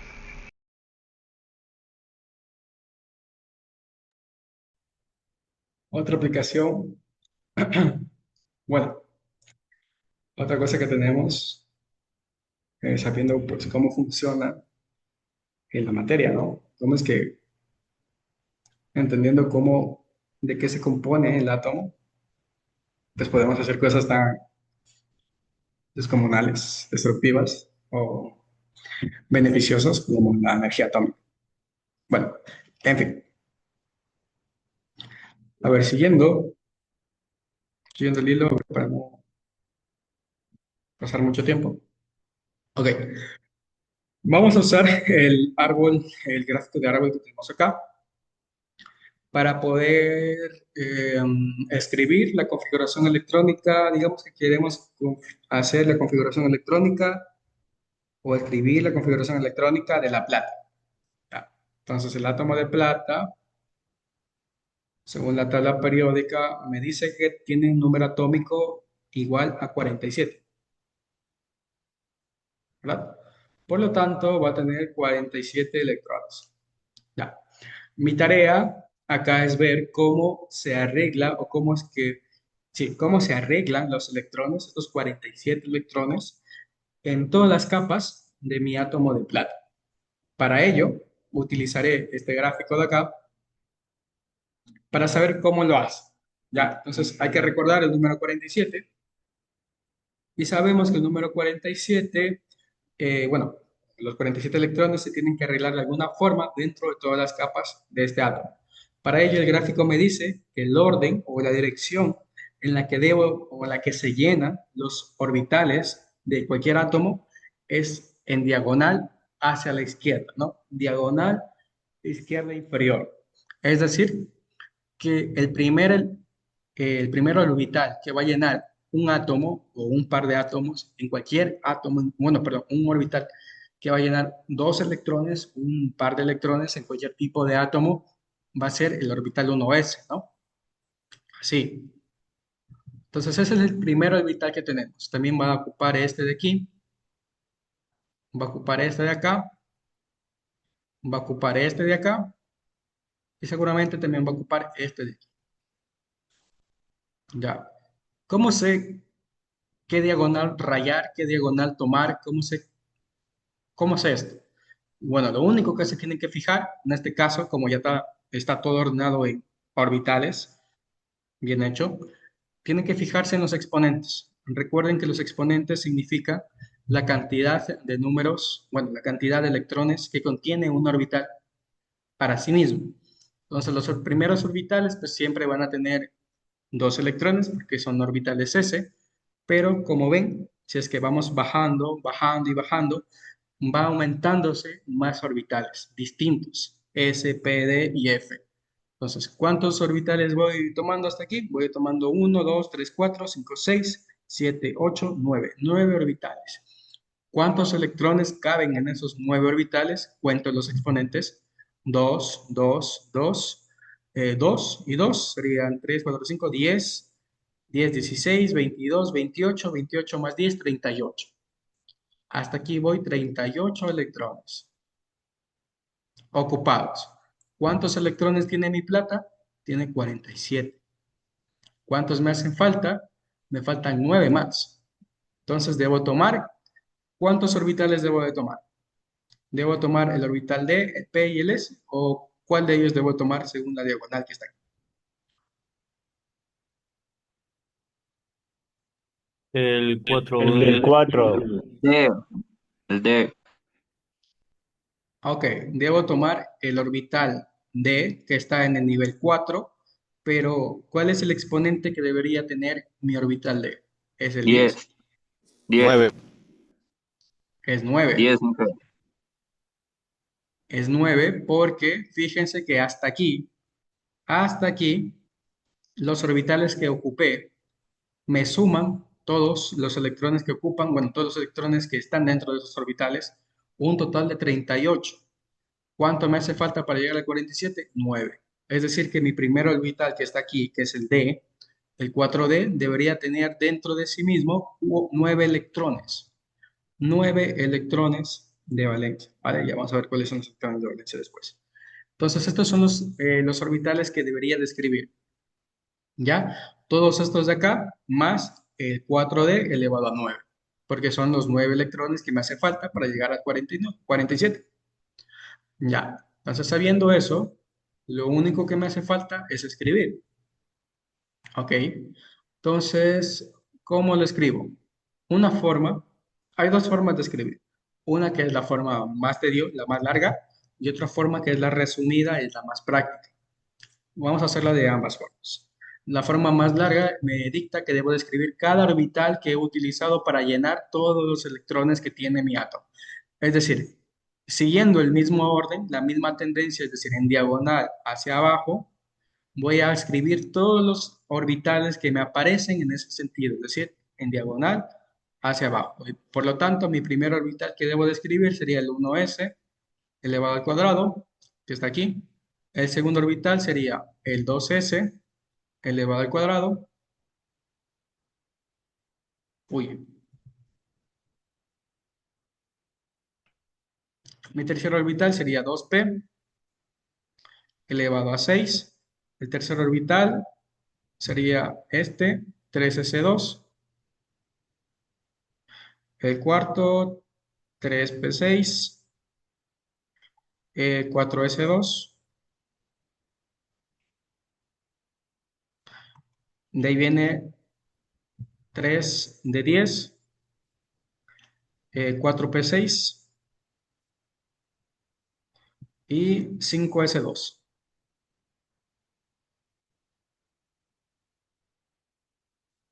Ya. Todo esto de aquí es la configuración electrónica de la plata. Ya, esa es una forma. La otra forma, la resumida, me dicta, o mejor dicho, se vale de la siguiente característica de la tabla periódica. ¿Saben qué elementos tenemos acá? Los gases nobles. Exacto. Los Sí, gases creo que hay no... que poner un... Ay, bueno, ay, sí, perdón, que ya me Ah, acordé. sí, seguramente ibas a decir lo mismo que yo. Y sí, como dijo su compañera, hay que colocar un gas noble antes de completar la configuración electrónica de un elemento. ¿Por qué colocar un gas noble? Un gas noble, bueno, se llaman gases nobles, porque estos elementos tienen todos sus orbitales llenos. Es decir, el helio, el neón, el argón, el criptón, el xenón, el radón, todos estos tienen los orbitales que poseen, todos los orbitales que tienen están completamente llenos de electrones.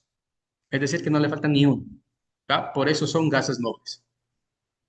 Y además porque son muy difíciles de reaccionar, porque como tienen todos sus electrones completos, ¿para qué donar? ¿Para qué recibir electrones? ¿No? Entonces, ¿cómo debería escribir todo esto? Es valiéndome primero, uy, se descuadró, valiéndome primero del gas noble que tengo antes del átomo al cual estoy escribiendo mi configuración electrónica. Es decir, la plata que está justamente en esta fila de aquí, el gas noble que está antes de la plata, es decir, en la fila superior, es el criptón. Por lo tanto, yo puedo escribir así mi configuración electrónica. Criptón entre corchetes y después escribo la configuración electrónica que me haga falta del criptón. ¿Cuál sé que es esa configuración electrónica que me hace falta? Pues me voy acá, justamente aquí donde está el criptón. Aquí criptón me dice que tiene una configuración electrónica que es igual a argón, si se dan cuenta. Toma la configuración electrónica del gas que está antes del elemento, que es el argón, y también escribe la configuración electrónica que le hace falta para completar todos los electrones que tiene el elemento. En este caso sería 3D elevado a 10, 4S elevado a 2, 4P elevado a 5. Es decir, que estamos hasta... A ver, ¿dónde estamos? Estamos hasta aquí, 4S, 310 y 4P. Ya, hasta aquí. Es decir, que la configuración electrónica de la plata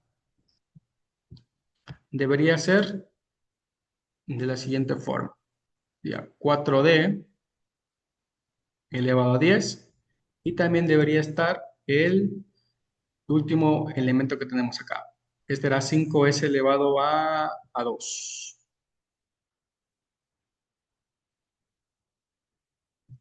Ya. Ah, no, perdón. Aquí debería ser elevado a 1. A 1. Ya, entonces nos valemos de, bueno, del, ¿cómo es? Del gas noble que tenemos justamente antes de un elemento para después poder resumir toda esta lista de, ¿cómo es? Toda esta lista de números y letras y exponentes y la podemos reducir a algo como esto. y listo. Entonces, esas son dos formas. O bien esta forma, que igual vale. Aquí igual ejemplifica todos los orbitales, todos los electrones que están ocupando cada orbital, y etcétera. Inge, Pero, ese de ahí no se llama kernel químico, no, o sí. ajá, esta es la forma de kernel. ¿Hay alguna forma más sencilla, profe? Más sencilla que eso, pues no creo. Creo que esta es la más Que, sencilla. porque no le entendí de dónde sacó el Inge, 5S1. Inge, una consulta, o sea, sí vale hacer eso de que como 4P6 le falta y tiene antes otro. ¿Cómo es que le hice esa parte? No la entendí muy bien de 4D10. Porque el 5S1 sí sé de que como está demasiado, solo le quita uno. Ajá. A ver, vayamos otra vez, ¿no? Vayamos a ver si es que estamos bien. A ver, ¿cuántos átomos tenía la plata? No me acuerdo, tenía 47. Sí, tenía 47. Ah, no, ¿cuántos átomos? No sé cuántos electrones. Tenía 47 electrones, ya. Hay 47 electrones. Tenemos que llenar todos esos electrones por medio de cada orbital que tenemos acá. Para ello vamos llenando, ¿no? Y vamos contando. Cada orbital, ¿cuántos electrones máximos puede tener? En este caso, 2. 2 y 2 serían 4. 4 y 6 serían 10. Más 2 serían 12. Más 6 serían 18. Y más 2 serían 20. ¿No? Hasta aquí ya tenemos 20 electrones. Faltan 27 más. Entonces me faltarían 27 más, serían 3 de 10, sería más 10, 16 y 2, serían 18. Es decir, que me faltan 9 electrones más. Entonces, ¿acá cuánto sería? 4 de 10 elevado a 9.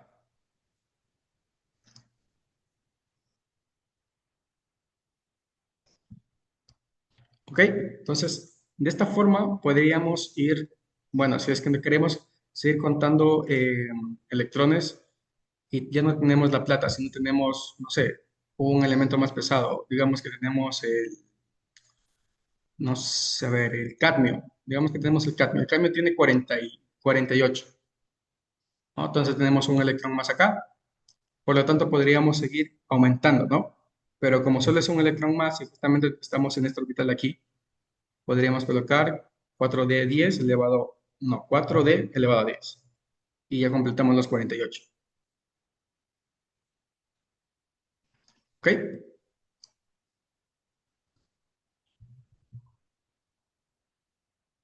¿No era Entonces, 47? sí, 47 para la plata o si no 48 para el cadmio. Profe, Pero ¿y en fin, esa tabla que está ahí de niveles siempre se utiliza? ¿O, ¿cuál? o ¿Esta? varía? Sí, Bueno, esta es una forma. O sea, esto es creo que la forma más sencilla que podemos utilizar para claro, poder... Una disculpe, pero consulta, no espere, me espere, expresé bien. no borre, espere, Inge. Iba a preguntarle algo de eso. Bueno, eh, la cuestión es que a mí me habían enseñado en el colegio de que se tenía que escribir de acuerdo a cómo van las flechas y por eso me confundí un poco de que le pone al último 5S2 porque yo pensé que iba al último 4D9 o 4D10 depende del elemento. Sí, porque me habían enseñado así que primero va de acuerdo al orden de las flechas, 1S2, 2P6, 3. Y entonces en ese caso sería el último en escribir 4D10. A ver, sería algo así, ¿no?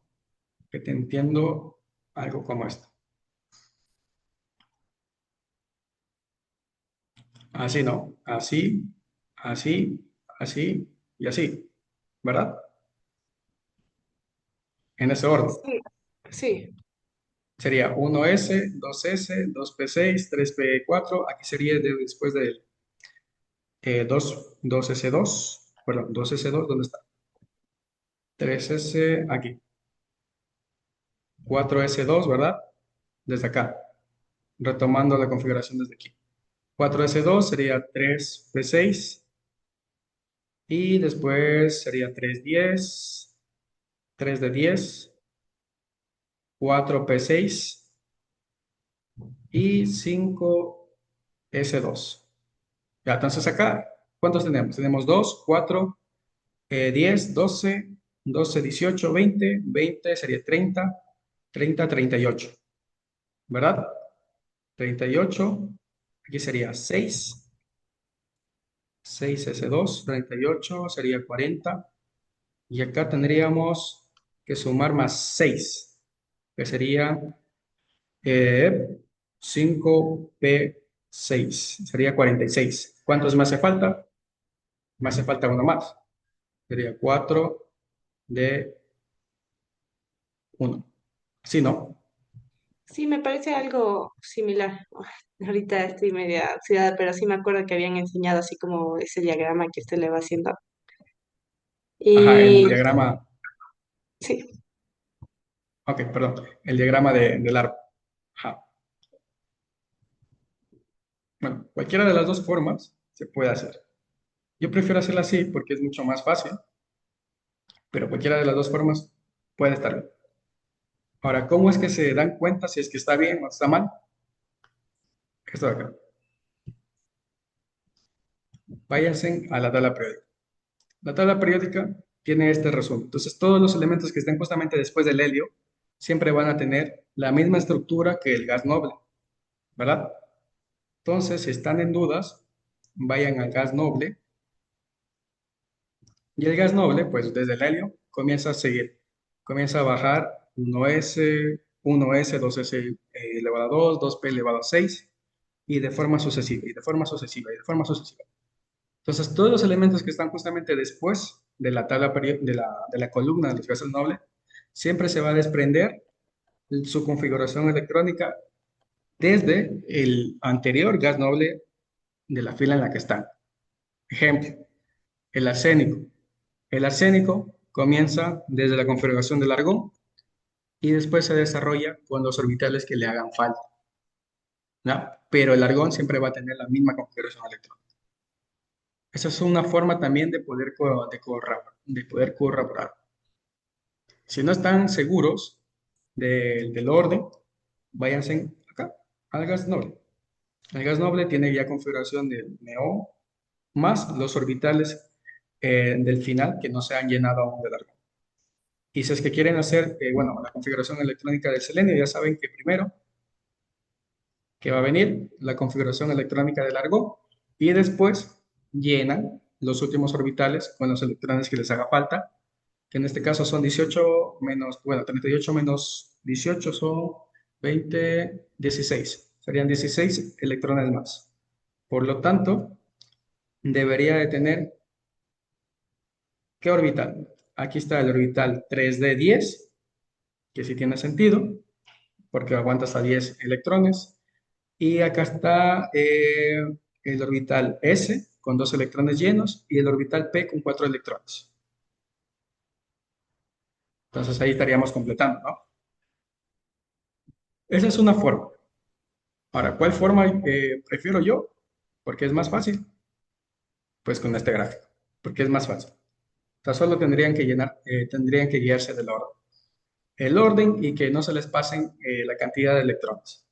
Fíjense en los exponentes, porque si es que, bueno, estamos haciendo la configuración electrónica de la plata y al final cuando hagan la suma de sus exponentes y vean que tienen 34 o que tengan 49, ahí pasa.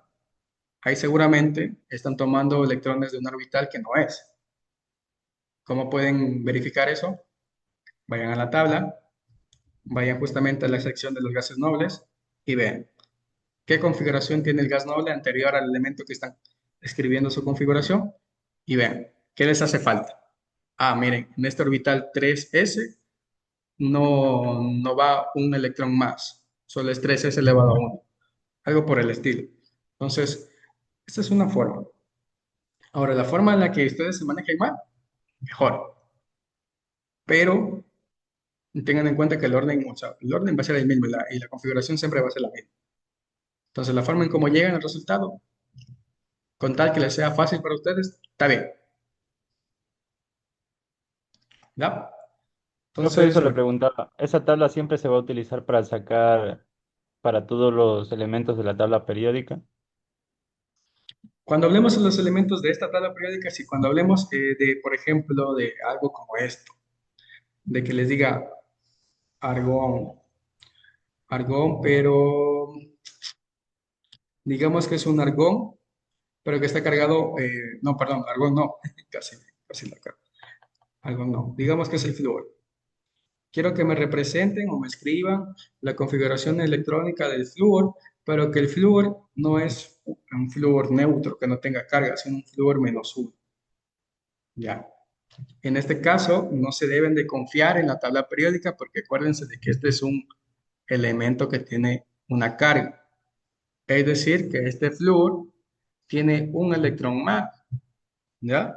Por lo tanto, cuando vayan a hacer o a escribir su configuración electrónica, tienen que tener en cuenta que, bueno, dependiendo de dónde lleguen, de qué orbitales estén tomando, le deben de aumentar un electrón más a esa configuración electrónica. ¿Ya? ¿A qué me refiero? ¿Qué hablo? Hablo chino. Ya. Flúor, hagamos ese ejemplo, el flúor. El flúor tiene 9 electrones, ¿no? Tiene número atómico 9. Y aparte tiene una carga, es decir, que tiene -1. Por lo tanto, ¿cuántos electrones tiene? Tiene 10. Ya, entonces, ¿cuánto sería la configuración? Sería esta y también sería esta de acá, ¿verdad? Sería 1s, 2s y 2p6. ¿Por qué? Porque aquí hay dos electrones que son 4, más 6 serían 10. ¿Cuántos electrones tiene este flúor que está cargado -1? Tiene 10 electrones. ¿Cuál es la configuración electrónica del flúor? Sería 1s2, sería 2s2, sería 2p elevado a 6. ¿Listo? Y esto, pues, tienen que tener cuidado en estos casos porque la tabla periódica, esto de aquí sí sirve, claro que sí sirve. Sí, pero sirve cuando vemos tan solo elementos sin carga, sin estados de oxidación, en otras palabras. Ahí sí nos podemos ayudar de forma directa con la tabla periódica. Porque fíjense que aquí me dice que la configuración electrónica del flúor es helio, que es 1s, y también 2s elevado al cuadrado y 2p elevado a 5, porque no está cargado. Es un flúor sin carga. ¿Ok? Pero en general sí, o sea, el gráfico se utiliza y es full útil. Lo puedes utilizar, no hay problema. Y eso también se aplica en el cloro. En el cloro hasta tiene más estados de oxidación. Mira, tiene estado de oxidación un montón. Tiene un estado de oxidación +7, +6, +5, estados de oxidación positivo.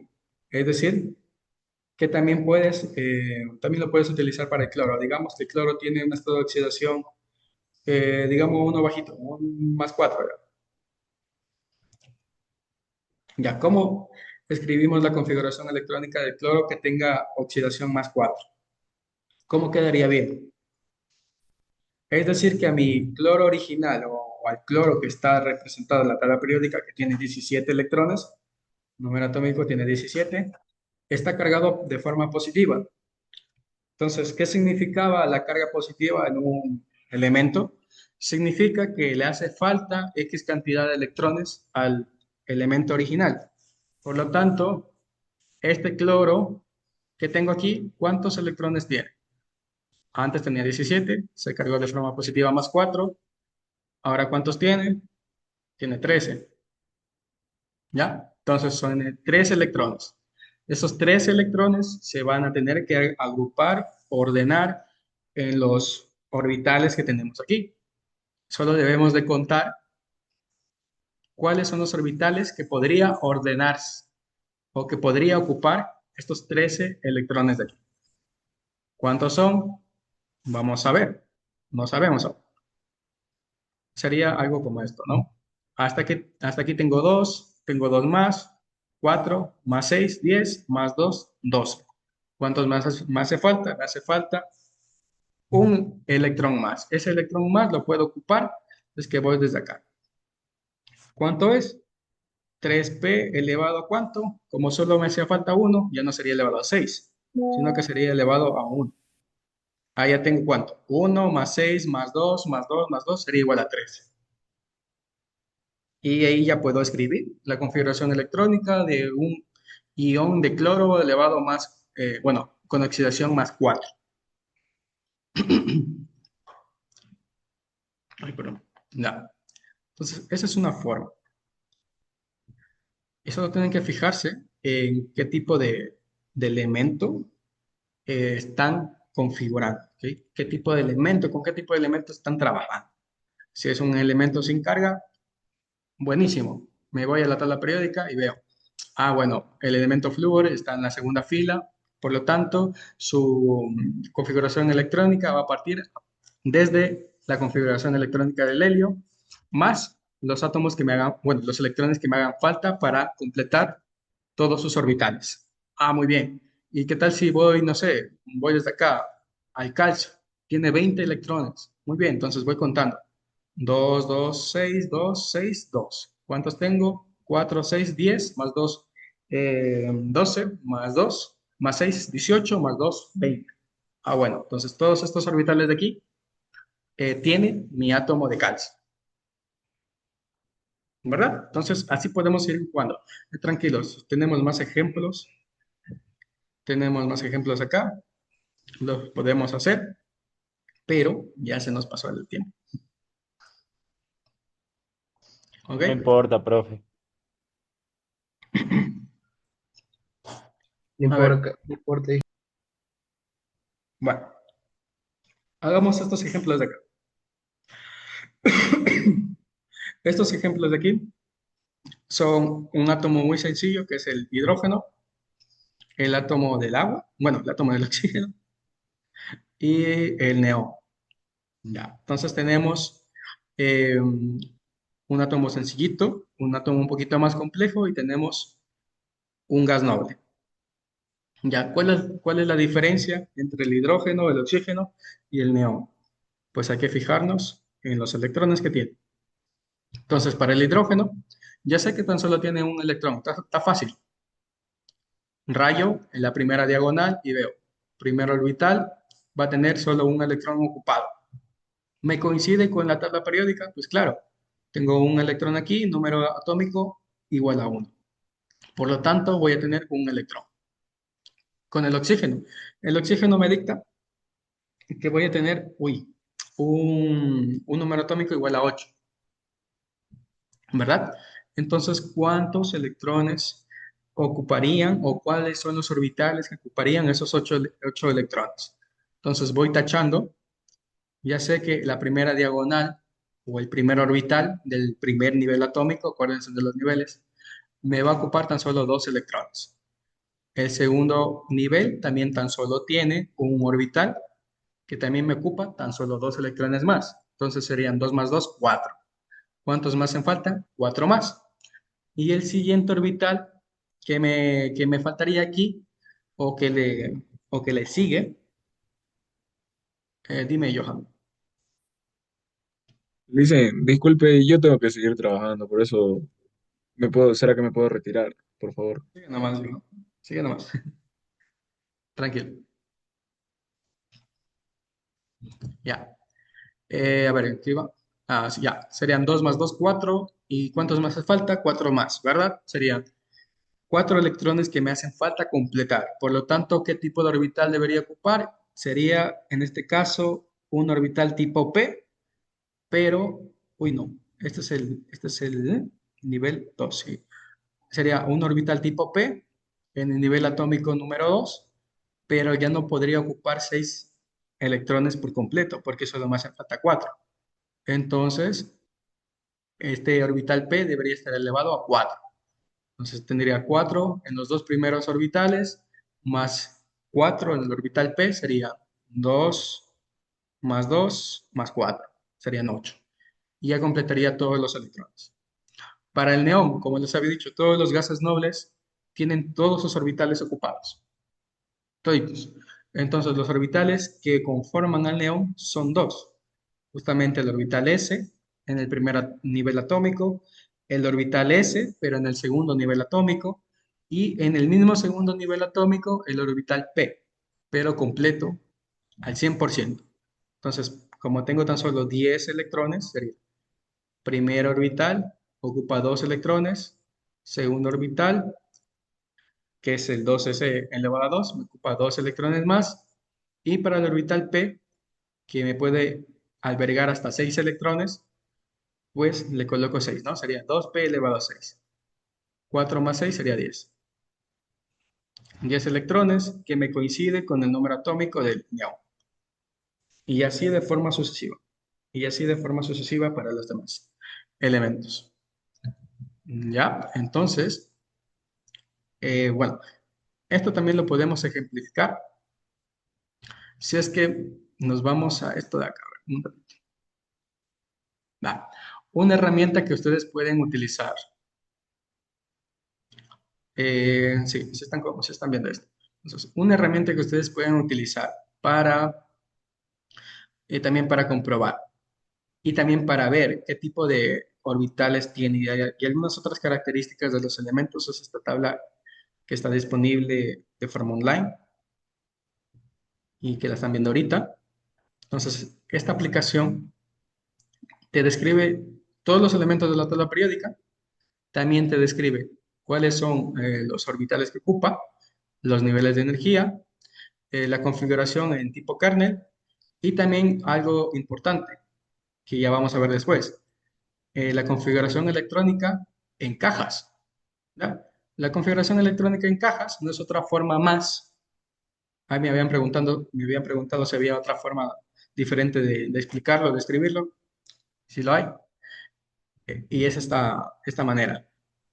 ¿Ya? Los gráficos de cajitas. ¿Ya? Estos gráficos de cajas prácticamente pues me ejemplifica en cada tipo de orbital que tenga, ocupando un átomo, cada tipo de orbital que ocupe un átomo va a tener dos símbolos, ¿ya? Dos símbolos que ocupa una sola unidad de espacio. Cada unidad de espacio es un cuadrito, ¿ya? Entonces se entiende que en cada cuadrito que ven aquí es como un par de electrones, ¿ya? En cada cuadrito puede haber dos pares de electrones. Ya, un electrón que tenga un spin positivo y un spin negativo. Ya vamos a hablar de qué es un spin y demás. Pero los orbitales, o mejor dicho, la configuración electrónica expresada en este tipo de gráfico, de tipo caja, me ejemplifica ya no los números ni los orbitales que ocupa, sino me ejemplifica, en este caso, los tipos de electrones que tenemos en cada orbital atómico. ¿Ya? Entonces, los electrones que tienen esta figura o esta flechita hacia arriba son electrones con spin positivo y los electrones que tienen, o que son lo contrario, con la cajita o con la flechita hacia abajo, son electrones que tienen un spin negativo. Entonces, cada electrón debe venir como con una par, ¿no? Con un compañero, un amiguito. Entonces, cada electrón debería tener un spin diferente para que haya un equilibrio. Entonces, con esta aplicación que es gratuita, pueden tener toda esta información. ¿Ya? Pueden tener la configuración electrónica de un tipo kernel en cajas y además aquí mismo les aparece un gráfico que está en algunas coordenadas, pero estas coordenadas, o mejor dicho, estas nubes que ven aquí, son los orbitales. ¿Ya? Los orbitales que puede tener en este caso el átomo del rodio. Entonces, cada tipo de orbital, el S, el P, el P o el F, según los orbitales que tenga, el átomo va a formar estas nubes, va a formar estos tipos de gráficos. Ustedes ven como unas donas, como si fueran unos globos ahí todos apelmazados.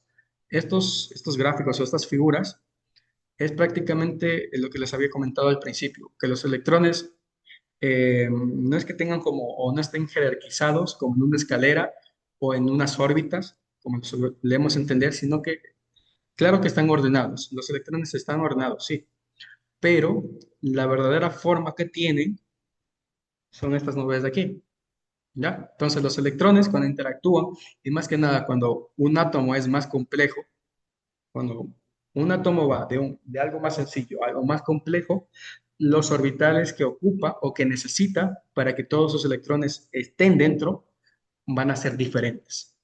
Y cada orbital se ve de forma diferente. Cuando un átomo contiene varios orbitales, esos orbitales forman estas figuras que están viendo acá. ¿Ah? Y esto es prácticamente la nube de electrones, perdón, la nube de electrones que puede formar este átomo en específico. Por ejemplo, el carbono es más sencillo. El carbono tiene estos dos tipos de cúmulos. Si nos vamos a un átomo más complejo, como una tierra rara, digamos, a ver, es que hay como el plutonio de los Simpsons. El plutonio tiene esta forma. Entonces, es un átomo muy grande que tiene una cantidad muy grande de electrones y todos esos electrones se deben de acumular en algo, se deben de acumular en algún tipo de orbital.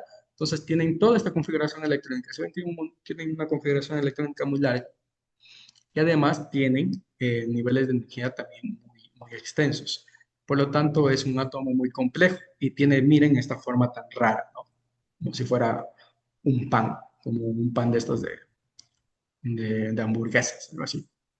Y así podemos ir viendo algunos de los tantos elementos que tenemos en la tabla periódica. El oro es así, es muy parecido al plutonio, pero es un poquito más ancho en cuanto a la figura que tienen esta nube de electrones para cada elemento.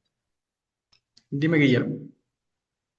¿Cómo se llama la aplicación? La aplicación se llama P-Table. Se lo paso por WhatsApp. Ahí les paso la aplicación. Ahí les paso el link y si quieren pueden meterse en la aplicación, practicar. Quieren comprobar algo, pueden utilizar la aplicación y miren que la configuración es la misma. O pueden también valerse de su tabla periódica, que es más práctico.